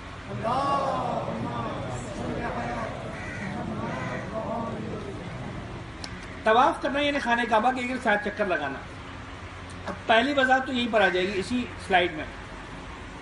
طواف کرنا یعنی خانہ کعبہ کے 7 چکر لگانا, یعنی طواف کا مطلب خانہ کعبہ کا ایک چکر نہیں ہے. طواف کا مطلب خانہ کعبہ کے 7 چکر ہے. یہ میں کیوں سمجھا رہا ہوں؟ اس لیے کہ جب آپ اس سے مسئلہ پوچھیں گے تو اگر آپ غلط بھی سمجھ کے سوال کر رہے ہوں گے تو مجھے سمجھ میں آ جائے کہ میں آپ کو انشاءاللہ صحیح جواب دے دوں گا. مسئلہ یہ کہ ممکن ہے میرے صحیح جواب کو آپ غلط جواب سمجھ لیں. مثلا آپ نے کہا کہ صاحب مولانا صاحب میں ایسا کر رہا تھا اور تیسرا چکر تھا اور مثلا جو ہے وہ اتنی بھیڑ آئی کہ میں ہٹ گیا تو میں تو گھبرا گیا, میرے پیر پہ چوٹ لگ گئی تو میں آدھے گھنٹے کے لے کے بیٹھ گیا اور پھر جا کر میں نے مثلا جو ہے وہ مزید 4 چکر اور لگا لیے, نماز پڑھ لی, اب میں آ گیا ہوں ہوٹل میں, بتائیے کیا کرنا ہے. فرض کریں میں نے جواب میں کہا کہ اچھا ایسا ہوا ہے, میں کام کریں جا کے ایک طواف کر لیں پھر سے. اب میں نے تو کہا ایک طواف کر لیں, آپ سمجھے ایک طواف کا مطلب ایک چکر لگانا, آپ ایک چکر لگا کے آ گئے. مجھے معلوم ہے کہ ایک طواف کا مطلب 7, تو میں نے تو صحیح لفظ استعمال کیا تھا, آپ سمجھے غلط اور ایک چکر لگا کے آ گئے. ایک طواف کا مطلب ایک چکر نہیں, ایک طواف کا مطلب ہے 7 چکر. تو ہم جب بھی کہتے ہیں کہ ایک طواف کرنا ہے آپ کو تو سیدھا ملٹیپلائی بائی 7. یہ بالکل اسی طرح میں کہتا ہوں آپ کو ایک عشاء کی نماز پڑھنی ہے تو آپ نے کبھی ایک رکعت پڑھی؟ آپ مجھے 4 رکعت پڑھتے ہیں. پھر میں کہتا ہوں ایک مغرب کی نماز پڑھنی تو آپ 3 پڑھتے ہیں. میں کہتا ہوں ایک فجر کی نماز پڑھنی آپ 2 رکعت پڑھتے ہیں. تو آپ کو معلوم ہے کہ لفظ ایک استعمال ہو رہا ہے, ایک عشاء, ایک ظہر, ایک عصر, ایک مغرب, ایک فجر, لیکن اس ایک کی میننگ کہیں 4 ہیں, اس ایک کی میننگ کہیں 3 ہے, اس ایک کی میننگ کہیں 2 ہیں. اسی طرح یہاں پر ایک کی میننگ 7 ہیں. 1 طواف means 7 rounds round the Kaaba. تو طواف یعنی خانہ کعبہ کے 7 چکر لگانا. شرائط طواف, دیکھیے 2 طرح کی شرائط ہوتی ہیں, اس کو مختلف انداز میں علماء سمجھاتے ہیں. ایک وہ واجبات ہیں جو طواف سے پہلے جن کو مہیا کرنا, ایک وہ واجبات ہیں جو طواف کے دوران جن کا خیال رکھنا. تو شرائط ان چیزوں کو کہتے ہیں جو پہلے مہیا کرنے کی ہوتی ہیں, واجبات ان چیزوں کو کہتے ہیں جو عبادت کے دوران جن کا خیال رکھنا ہوتا ہے. اسی لیے وضو شرائط نماز میں سے اور سجدہ واجبات نماز میں سے. نماز میں وضو نہیں کرنا, نماز سے پہلے وضو کرنا. غور فرما رہے, پوری نماز کے دوران باوضو ہونا ضروری ہے, لیکن وہ وضو نماز کے دوران نہیں ہوتا. وہ کب ہوتا ہے؟ 1 منٹ پہلے یا 1 گھنٹہ پہلے, مثال کے طور پر, یا 2 گھنٹے پہلے, جب بھی آپ کرتے ہیں. قبلہ رخ ہونا, پوری نماز قبلہ رخ ہوگی, لیکن قبلہ رخ ہونے کا آغاز نماز سے سٹارٹ نہیں ہوتا, نماز سے پہلے سے ہوتا ہے. آپ قبلہ رخ کھڑے ہوتے ہیں پھر تکبیر کہتے ہیں, تکبیر کہنے کے بعد قبلہ رخ نہیں ہوتا. غور فرمائیں, اسی لیے قبلہ رخ ہونا شرائط میں سے ہے, وضو کرنا شرائط میں سے. تو جو طواف کی شرائط ہیں, یعنی وہ چیزیں جو طواف شروع کرنے سے پہلے آپ نے چیک لسٹ تیار کر لینی ہے. نمبر 1 نیت. کوئی بھی عبادت بغیر نیت کی نہیں ہو سکتی.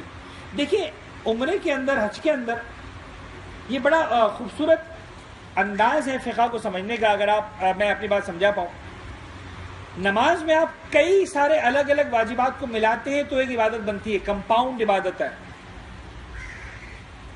قرات ہے, رکوع ہے, سجدہ ہے, تشہد ہے, سلام ہے, تسبیحات اربع ہے نا, بہت ساری چیزیں.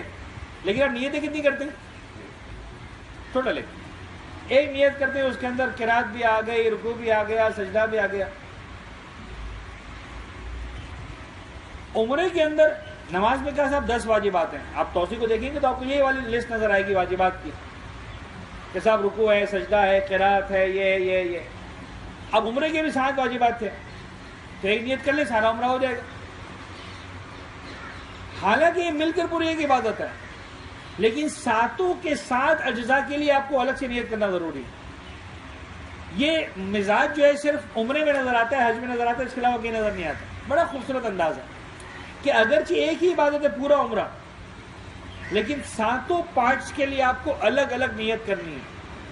میں اپنے عمرہ مفردہ کا احرام باندھتا ہوں, قربۃ اللہ, اوکے. میں اپنے عمرہ مفردہ کا طواف کرتا ہوں, قربۃ اللہ. میں اپنے عمرہ مفردہ کے طواف کی نماز پڑھتا ہوں, قربۃ اللہ. میں اپنے عمرہ مفردہ کے لیے صاحب صفا مروہ کی صحیح کرتا ہوں, قربۃ اللہ. میں اپنے عمرہ مفردہ کے احرام سے فارغ ہونے کے لیے تقسیم کرتا ہوں قربتاً اللہ، نا every time you have to repeat the نیت. تو یہاں پر بھی نیت تو ہوگی، اور نیت میں قربتاً اللہ پلس یہ طے کرنا ہے کہ کون سا طواف ہے. دو چیزیں، یہاں پلس کا سائن رہ گیا، اب ایک پلس کا سائن لگا لے، قربتاً اللہ پلس طے کرے کہ کون سا طواف ہے. مستحب طواف ہے کہ عمرے کا طواف ہے کہ حج کا طواف ہے، عمرے کا ہے تو مفردہ کا ہے کہ تمتع کا ہے، عمرہ مفردہ کا ہے تو مثلا عمرے کا ہے یا طواف النساء ہے. بہت سارے الگ الگ طواف.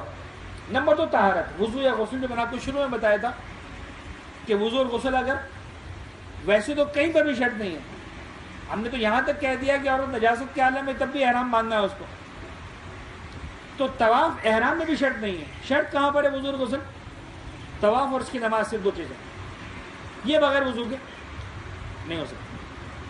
تو آپ کا وضو ہونا چاہیے یا غسل ہونا چاہیے، 2 میں سے ایک چیز جو بھی اس وقت ویلڈ ہو، جو اس کی ذمہ داری ہو آپ کی.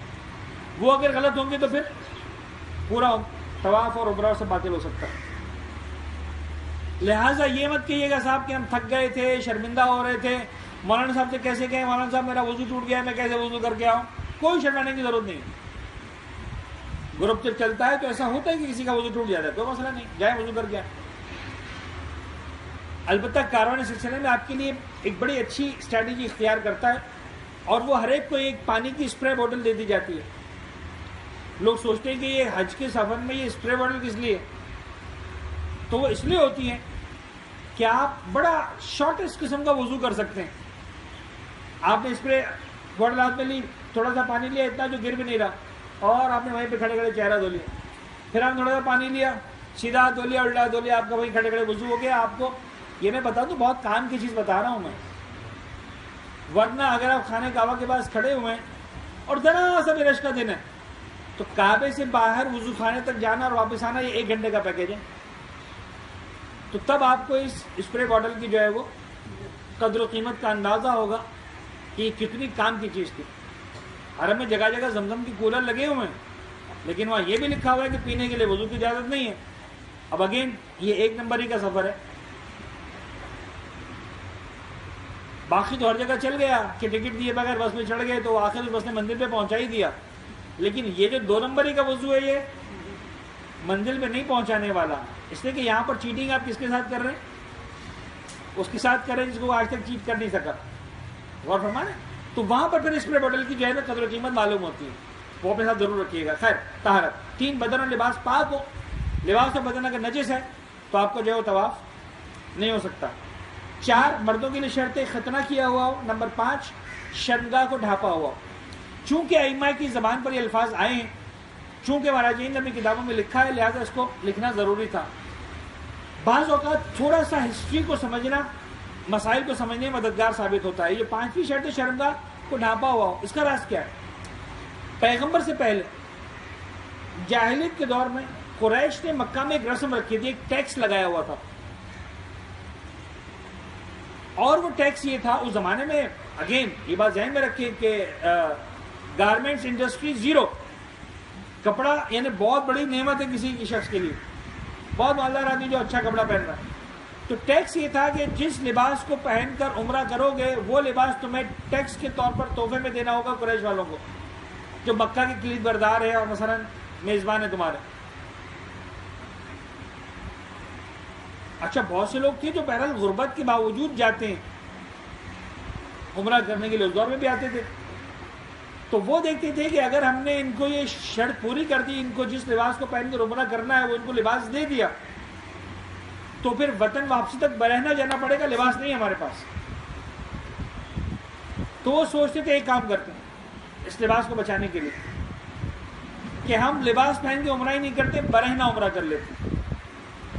تو 1 گھنٹے کی برہنگی برداشت ہے تاکہ یہ لباس بھی نہ دینا پڑے اور وطن جائیں تو واپس مثلا برہنہ نہ جائیں. یہ ہے جب مذہب نہ اہل کے ہاتھ میں آتا ہے تو سب ہوتا ہے، یہ ہوتا ہے. اور انسان پھر اس یعنی مکہ میں کون آ رہا ہے؟ عبادت کرنے والا آ رہا ہے، طواف کرنے والا آ رہا ہے. ہسٹری بتاتی ہے واقعاً کہ لوگوں نے خانہ کعبہ میں برہنہ طواف کیا ہے بالکل.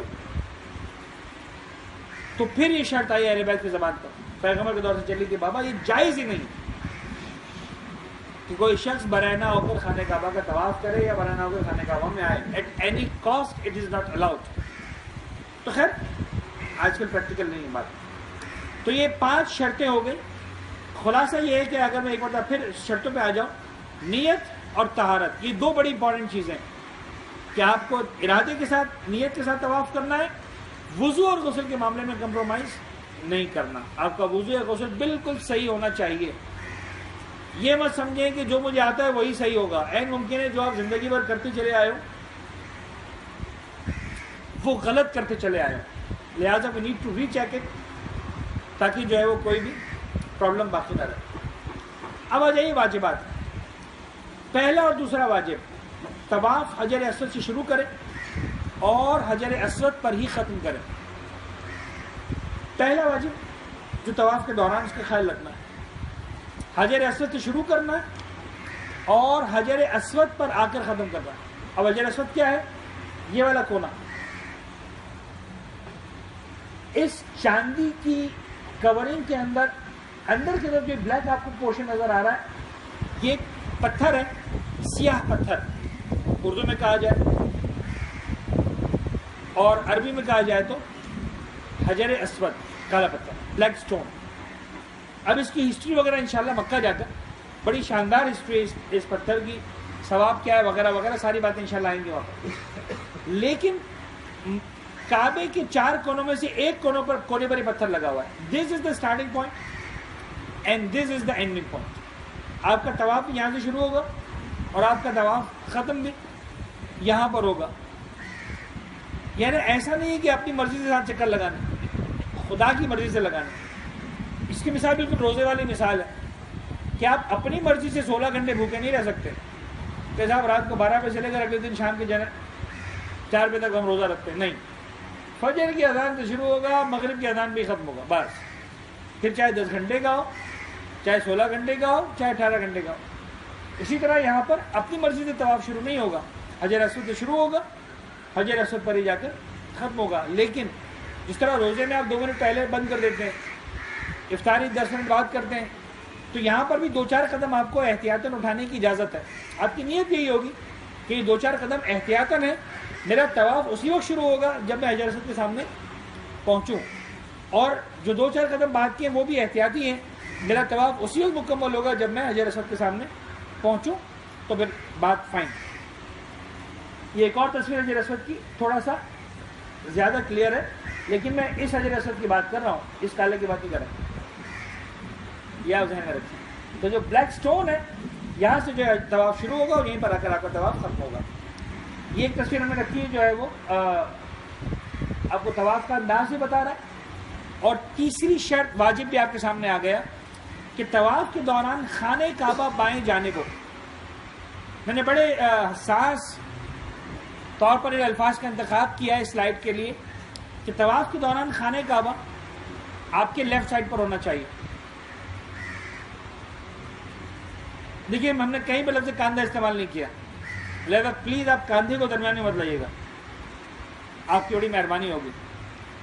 دیکھیں میں آپ کو بہت سمپل بتاؤں کہ مثال کے طور پر فرض کر لیں یہ خانہ کعبہ, اور میں آپ سے کہوں کہ آپ کو اس باٹل کے گرد یا اس کے گرد چکر لگانے, تو ایک سوال تو آپ کا حق بنتا ہے. اب دیکھیے میں بالکل الفاظ کو چینج کر رہا ہوں تاکہ آپ کو سمجھ میں آئے. ایک سوال آپ کا حق بنتا ہے کہ یوں چکر لگاؤں یا یوں چکر لگاؤں. کلیئر ہے نا؟ میں کہوں کہ یہ جو اسکول کی عمارت ہے آپ کو اس کے چکر لگانے, 5 چکر لگانے, تو ایک سوال تو بنتا ہے کہ صاحب یوں چکر لگانے یا یوں چکر لگانے. تو اب یہ یوں اور یوں کب ہو سکتا ہے؟ جواب میرے سامنے, بیکاز یوں کا لفظ الفاظ ہیں لیکن یہ یوں سمجھ میں نہیں آئے گا جب تک ہاتھ کا اشارہ نہ ہو. اب اگر ہاتھ نہ ہو اور میں کہوں یوں چکر لگانا ہے تو آپ کیا سمجھیں گے؟ جب میں ہاتھ کا اشارہ نہیں کروں گا اور آپ سے کہوں آپ یوں چکر لگائیے تو آپ نہیں سمجھ پائیں گے. ہاں اب میں کہوں سمجھ میں آئے گا یوں چکر لگائیے. تو کتابوں کے اندر ہاتھ کا اشارہ تو نہیں تھا, تو اب سمجھانے کے 2 ہی طریقے ہیں کہ صاحب دیکھیں آپ کو اس طرح سے چکر لگانا ہے کہ کعبہ آپ کے لیفٹ پر ہو, یا اس طرح چکر لگانا ہے کہ کعبہ آپ کے رائٹ پر ہو. یہ ایکچولی جو رائٹ اور لیفٹ ہے اس سوال کا جواب ہے کہ یوں چکر لگانا ہے یا یوں چکر لگانا ہے. مثال کے طور پر جب ہالی روڈ پر آئیں گی نا تو اسکول آپ کے لیفٹ پر ہوگا, تو اس کا مطلب یہ نہیں ہے کہ آپ نے کندھا سیدھا کر لیں پتہ نہیں لیفٹ پر آیا کہ نہیں آیا. یہ سمجھانے کے لیے ہے کہ آپ رائٹ سائڈ پہ نہیں دیکھنا, لیفٹ سائڈ پہ دیکھنا. اب لوگ اس کاندھے میں الجھ گئے. میں بہت ذمہ داری کے ساتھ یہ ساری باتیں عرض کر رہا ہوں. جا کر آیت اللہ خوئی کی ایکچوئل مناسب کو اٹھا کر دیکھیے, امام خمینی کی ایکچوئل مناسب کو اٹھا کر دیکھیے, آغا سیستانی کی ایکچوئل مناسب کو اٹھا کر دیکھیے. خود ان مراجعین نے لکھا ہے کہ بہت زیادہ پریشان ہونے کی ضرورت نہیں ہے, بلکہ جملہ لکھا ہے. اس لیے یہ دلیل دی ہے خود آغا خوئی نے, امام خمینی نے, آغا سیستانی نے.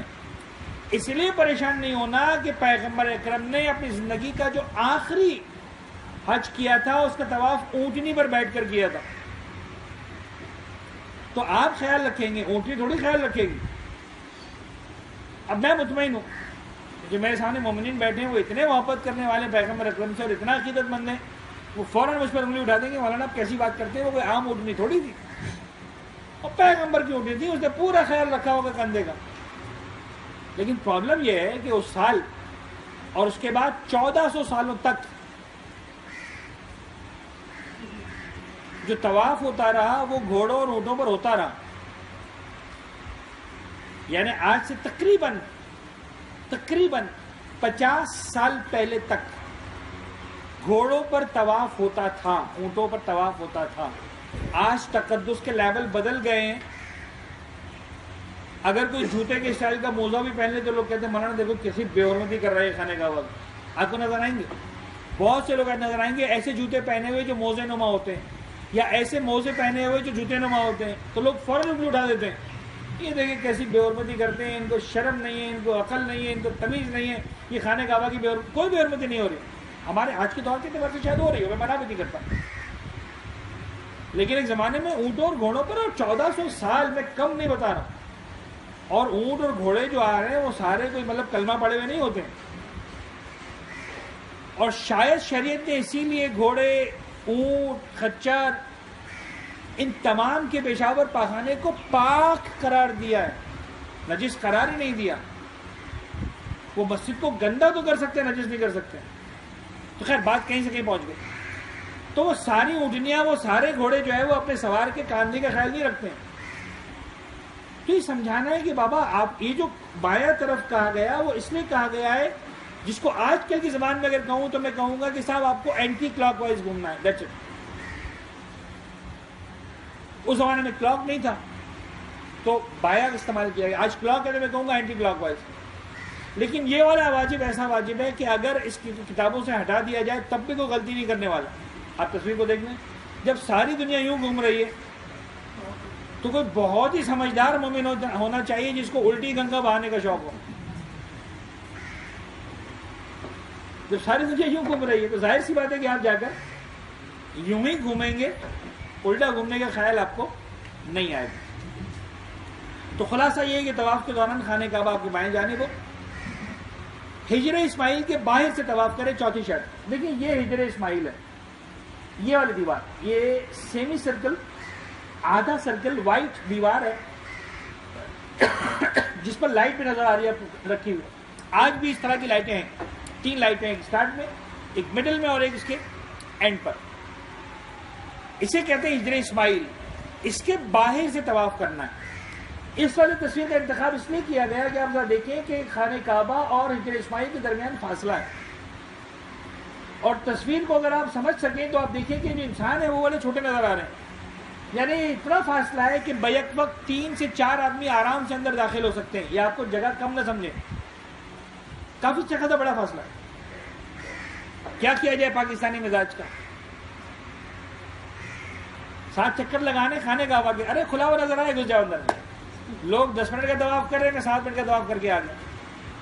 لہذا سمجھانا ضروری ہے کہ اگر آپ کو کھلا ہوا بھی ملے یہ فاصلہ, یہ راستہ, اور آپ دیکھیں کہ بڑے آرام سے میں اندر جا کے انٹر ہو سکتا ہوں, نکل سکتا ہوں, تب بھی آپ کو اس کے باہر سے طواف کرنا ہے. اور جو آپ کو میں نے ایک 14 بکروں والی غلطی بتائی تھی وہ یہی غلطی تھی. اتنی مرتبہ بتایا تھا کلاس میں اس کے باوجود اس مومن نے کیا کیا کہ 7 میں سے 1 چکر اندر سے نکالی.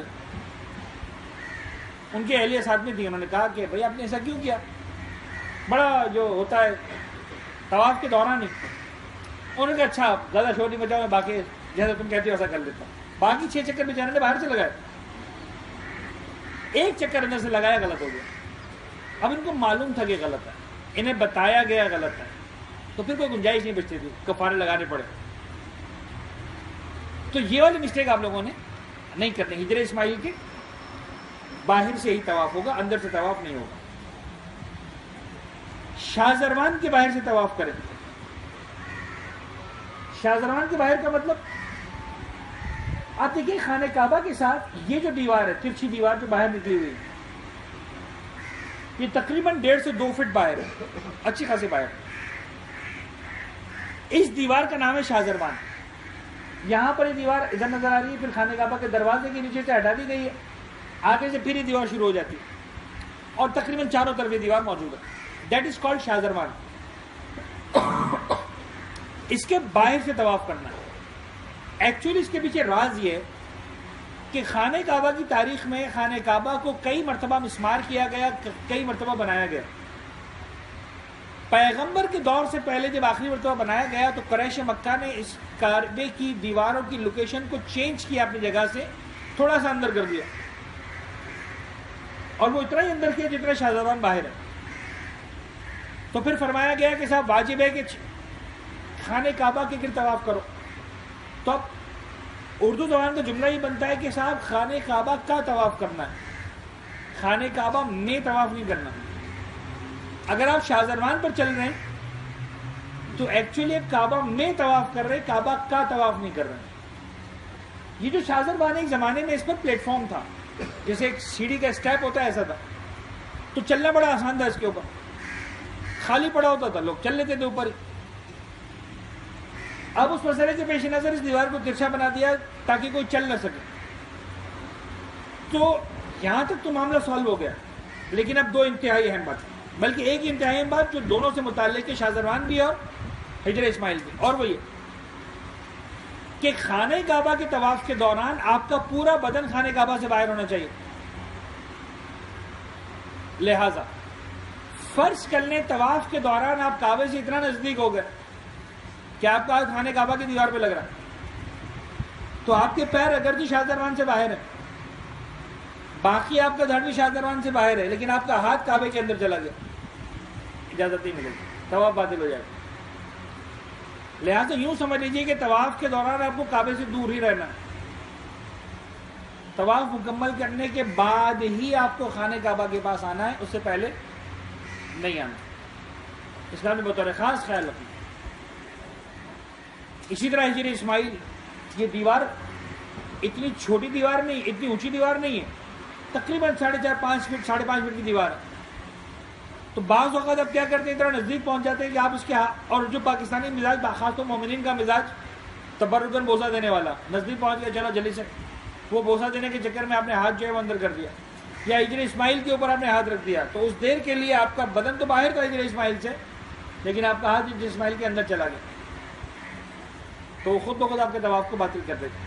تو آپ نے اس بات کا خیال رکھنا ہے کہ ہجر اسماعیل اور شاہ زروان کے معاملے میں طواف کے دوران, 7 چکر کے دوران خانہ کعبہ سے اپنے آپ کو دور رکھنا. یہ ایک ماڈل خانہ کعبہ ہے, اس میں شاید اور کلیئرلی یہ ساری پکچرز کلیئر ہے. یہ دیکھیں, یہ ہجر اسماعیل والی دیوار, اور یہ جو ہے وہ یہاں پر حجر اسود نظر نہیں آ رہا, لیکن خانہ کعبہ کے دروازے سے پہلے والا جو کونا ہے یہ جو ہے وہ حجر اسود والی دیوار ہے. یہاں سے طواف شروع ہوگا, یہاں پہ ختم ہوگا. شاہ زروان کو بہت کلیئر دکھایا گیا ہے اس کے اندر, ہجر اسماعیل کو بھی کلیئر دکھایا گیا ہے, بلکہ ہجر اسماعیل اور خانہ کعبہ کے فاصلے کو بھی بڑا کلیئر کر کے دکھایا گیا ہے. اس وجہ سے اس ماڈل کی تصویر کا انتخاب کیا گیا, ادروائز یہ صحیح ماڈل نہیں. چھٹی اور آخری شرط, یعنی آخری واجب طواف کا, اور وہ ہے 7 چکر. 7 چکر ہی لگانے, نہ کم نہ زیادہ. ایسا نہیں چلے گا کہ پالنے والے کیا فرق پڑتا ہے, ایک چکر زیادہ ہی تو لگایا ہے, وہ ایک زیادہ چکر باقی 7 چکروں کو بھی کھا جائے گا. اس کی مثال بالکل ایسی ہے کہ آپ کو نماز پڑھنے میں بڑا مزہ آ رہا تھا اور آپ نے عشاء کی نماز 4 کی جگہ 5 رکعت پڑھ دی کہ معبود میں نے کوئی غلط کام تو نہیں کیا نا, نماز ہی پڑھ 1 رکعت ہی پڑھائی ہے, تو اس میں سبحان اللہ ہی کہا ہے, سبحان ربی الاعلیٰ کہا ہے, رکوع کیا ہے, سجدہ کیا ہے, خدا نہ خواستہ کسی یتیم کے منہ پہ تماچا تو نہیں مارا, پھر کیوں باطل کر رہا ہے اس نماز کو؟ وہی والے سارے کام تھے جو اب تک کیے تھے, لیکن نہیں, 4 کا مطلب 4, 5ویں رکعت ان 4 رکعتوں کو باطل کر دے گی. اسی طرح 8واں چکر 7 چکروں کو باطل کر دے گا. 7 یعنی 7, نہ کم نہ زیادہ. اب اگر فرض کریں نماز والے ایگزامپل سمجھ میں نہیں آئی تو میں وہ ایگزامپل دوں جو آپ میں سے ہر ایک کو سمجھ میں آئے گی. پرائز بانڈ کا نمبر اگر آخر میں 7 نمبر ہے تو اسی کو 4 کروڑ ملنے والے ہیں. سارا نمبر سیم اور آخر میں 7 کی جگہ 8 ہو گیا تو 4 کروڑ تو دور کی بات, 4 آنے بھی نہیں ملنے والے. آپ کے ساتھ یہ کوئی شرافت ہے, کوئی انصاف ہے؟ 1 نمبر کا فرق ہے, 4 کروڑ مت دو, آدھا ہی دے دو, پاؤ ہی دے دو, بہت دور کی بات ہے. 4 آنے بھی اس پر نہیں ملنے والے. تو یہ جو نمبرنگ ہے خود اس کے پیچھے ایک مت ہے, ایک پورا اسرار ہے رب العزت کے. اور واقعی یہ عادات کا علم جو جانتے ہیں افراد وہ سمجھتے ہیں کہ اس کے اندر بہت گہرائیاں ہیں. تو پروردگار نے 7 کی عدد کا انتخاب کیا ہے, وہ 7. لہٰذا کوئی بھی ایسا طریقہ اختیار کیا جائے کہ آپ کو 7 کی کاؤنٹنگ یاد رہے. میں یہاں پر آ کر مسائل کو مکمل کر رہا ہوں, طواف کے بھی بہت سارے مسائل باقی ہیں اور اس کے بعد پھر مزید بھی مسائل ہیں, لیکن انشاءاللہ آج کے تو یہیں پر. طواف کے اندر 7 کی کاؤنٹنگ کو طے کرنے کے لیے, یاد کرنے کے لیے آپ کوئی بھی مناسب طریقہ اختیار کر سکتے ہیں. اس کے لیے لوگ بہت سارے طریقے استعمال کرتے ہیں. مثلا 7 دانے کی تسبیح, بہت سارے ایسے لوگ ہیں جو 7 دانے کی تسبیح بانٹ رہے ہوتے ہیں. ایئرپورٹ میں شاید آپ کو ملے 7 دانے کی تسبیح کہ صاحب یہ رکھو, اس کے اندر ایک رنگ سا بھی ہوتا ہے, یہ انگلی میں پہن لیا اور 7 دانے آپ گن لیں. اچھا طریقہ. فرض کریں جناب علی کچھ آپ کو کارڈ مل جائیں گے جس میں 7 الگ الگ دعائیں لکھی ہیں اور اس پہ لکھا ہوا آپ کو ملے گا پہلے چکر کی دعا, دوسرے چکر کی دعا, تیسرے چکر کی دعا. تو معصوم کی طرف سے نہیں کہا گیا کہ پہلے چکر, دوسرے چکر, تیسرے چکر. وہ بعض مومنین کی سہولت کی خاطر وہ ساری دعائیں جو طواف کے دوران پڑھنے کی تھی ان کو نمبر کر دیا, حالانکہ وہ ہر دعا ہر چکر میں پڑھنے کی تھی, لیکن ایک دعا کو نمبر 1 کر دیا, ایک کو نمبر 2 کر دیا, نمبر 3 کر دیا کہ صاحب یہ کارڈ پکڑ لو, ہر چکر میں ایک دعا پڑھتے رہو, تمہارے 7 چکر پورے ہو جائیں گے. اوکے, حرج نہیں, فائن. ایک طریقہ تجربے کے بعد ہم نے بتایا, آپ کی مرضی عمل کریں, آپ کی مرضی کوئی اور 14 طریقہ اختیار کر لیں. میرے پاس کافی اپریسیشن ہے, لہٰذا میں اس طریقے کو شیئر کر دیتا ہوں. اور وہ یہ کہ آپ ان 7 چکروں کے لیے 7 ناموں کا ورد کریں. پنجتن شروع میں اللہ کا نام لگا دیں, آخر میں مولا امام زمانہ کا نام لگا دیں. پہلے چکر میں یا اللہ, دوسرے میں یا محمد, یا علی, یا فاطمہ, یا حسن, یا حسین, یا صاحب الزمان. 7 نام پورے ہوں گے, 7 چکر پورے ہو جائیں گے.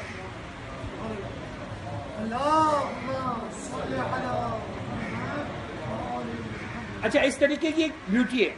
7 دانوں کی تسبیح میں 7 دانوں کیا پابند ہیں, وہ اگر تسبیح ہو گئی تو پریشان. 7 دعاؤں والے کارڈ میں اگر کارڈ ہاتھ سے گر گیا تو پریشان. اس کے اندر جو ہے وہ الحمدللہ مولا کا نام ہم کو بچپن سے یاد ہے. ہمارے ماں باپ نے ہمیں جو ہے وہ گھٹی میں پلایا اہل بیت کا نام. تو یا اللہ, یا محمد, یا علی, یا فاطمہ, یا حسن, یا حسین, یا صاحب الزمان. بلکہ اکثر دیکھا ہے کہ میں لوگوں سے پوچھتا بھی کون سا چکر چل رہا ہے, یا فاطمہ نمبر 4 چل رہا ہے, یا حسن چل رہا ہے, مولانا 5واں چل رہا ہے, یا حسین 6واں چل رہا ہے, یا صاحب الزمان 7واں چل رہا ہے. Anyways it's up to you. یہ خالصتاً ہماری ایجاد کی ہوئی چیز ہے. یہ کوئی فقہی مسئلہ نہیں ہے کہ آپ سمجھیں کہ یہی 7 نام آپ کو یاد کرنے. آپ مثال کے طور پر اگر 7 بچوں کے والدین ہیں تو اپنے 7 بچوں کے نام بھی جو ہے وہ ڈیڈیکیشن جو ہوتا ہے نا کہ اس چکر کو ڈیڈیکیٹ کیا تو آپ ڈیڈیکیٹ کر سکتے ہیں. بہرحال کوئی مسئلہ نہیں. صلوات پڑھتے محمد والے محمد.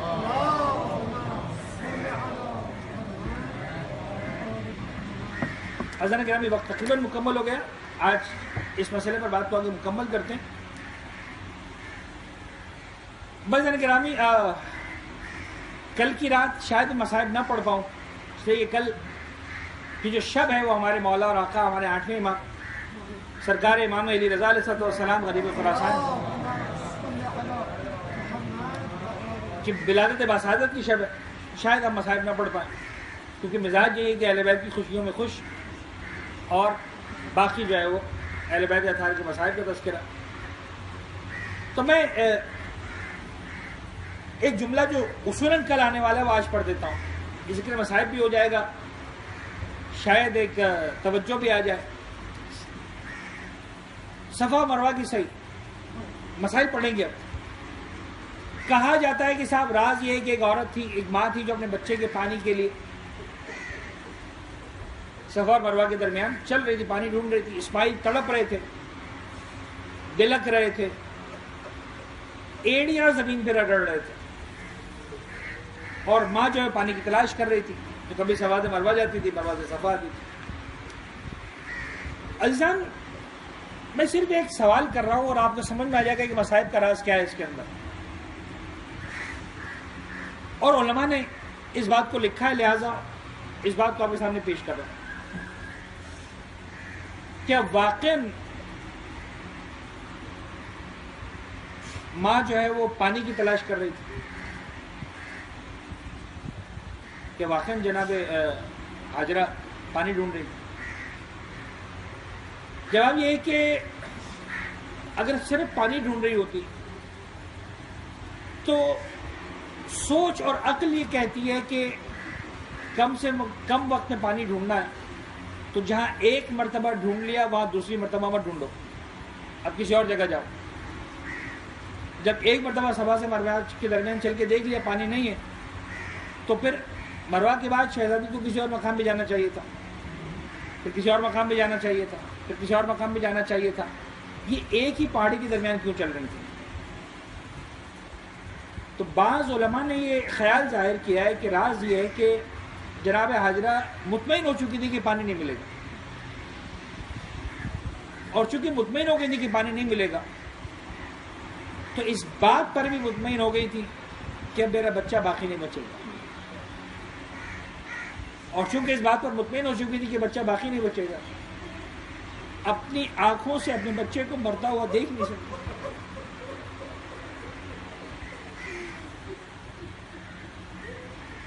لہذا صفا سے مروہ جاتی تھی, نظر بچے پر ہوتی تھی. اور شاید یہی راز ہے کہ جب درمیان میں اتنا نشیب آ جاتا تھا کہ اسماعیل نگاہوں سے اوجھل ہو جاتے تھے تھوڑی دیر کے لیے, تو فاصلہ دوڑ کر طے کرتی تھی اس وقت تک جب تک اسماعیل دوبارہ نظر آنا شروع نہ ہو. اور مسلسل دیکھ رہی تھی کہ بچہ تڑپ رہا, انتظار کر رہی تھی. جب بچہ تڑپنا بند کر دے, جان دے دے, تو پھر بچے کے جنازے پڑھتے. یہ حاجرہ کا کمال ہے اور وہ پروردگار کا کرم ہے کہ تڑپتے ہوئے اسماعیل کی رگڑتی ہوئی ایڑیوں کے صدقے میں پروردگار نے زمزم کے پانی کا کنواں یا چشمہ نمودار فرمایا. وہ حاجرہ کا امتحان تھا, یہ کربلا میں رباب کا امتحان. لیکن عجیب بات ہے, جب شب عاشور میرے مولا حسین نے رباب کے خیمے کا چکر لگایا تو عجیب منظر دیکھا. ماں جھولے سے لپٹی ہوئی فریاد کر رہی ہے, اصغر کاش تو اتنا بڑا ہوتا کہ میں تجھے گھٹنیوں کے بل چلا کر کربلا میں بھیج. شاید حسین نے کہا, اور رباب جیسی قربانی اصغر کی قبول ہونے والی ایسی کسی کی قبول نہیں ہونے والی. یہی راز ہے, جب 3 ہال کا تیر کھا کر اصغر آیا اور اب میرا باپ نے اصغر کے چھنے ہوئے اس انداز کے گلے کو دیکھا تو ایک عجیب جملہ زبان سے کہا, اب اس لو کا یونہار, میرے لال تیری عمر کے تو جانور بھی زبان.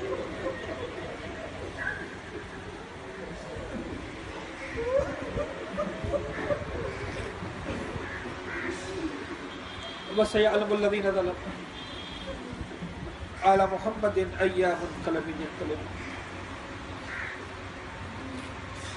معبود ہمارے اس خلیل توسل کو اپنی بارگاہ میں قبول فرما. غم محمد و آل محمد کے سوا کوئی غم ہماری زندگی میں شامل نہ فرما. ہمارے ناسوں کو رومال فتح ظاہرہ میں جگہ عنایت فرما. معبود محمد و آل محمد کا واسطہ حج کی اس عبادت کو انجام دینے کے لیے ہم اپنے اعتبار سے تیاری کر رہے ہیں. معبود محمد و آل محمد کے طفیل بہترین انداز سے اس سفر کے لیے تیار ہونے کی ہم سب کو توفیق عنایت فرما. معبود جو متمنی ہے کسی وجہ سے نہیں جا رہے, ان کا نام ہمارا نام ہر سال کے حاجیوں میں, زائرین میں مقامات مقدسہ کی زیارت کرنے والوں میں شامل فرما.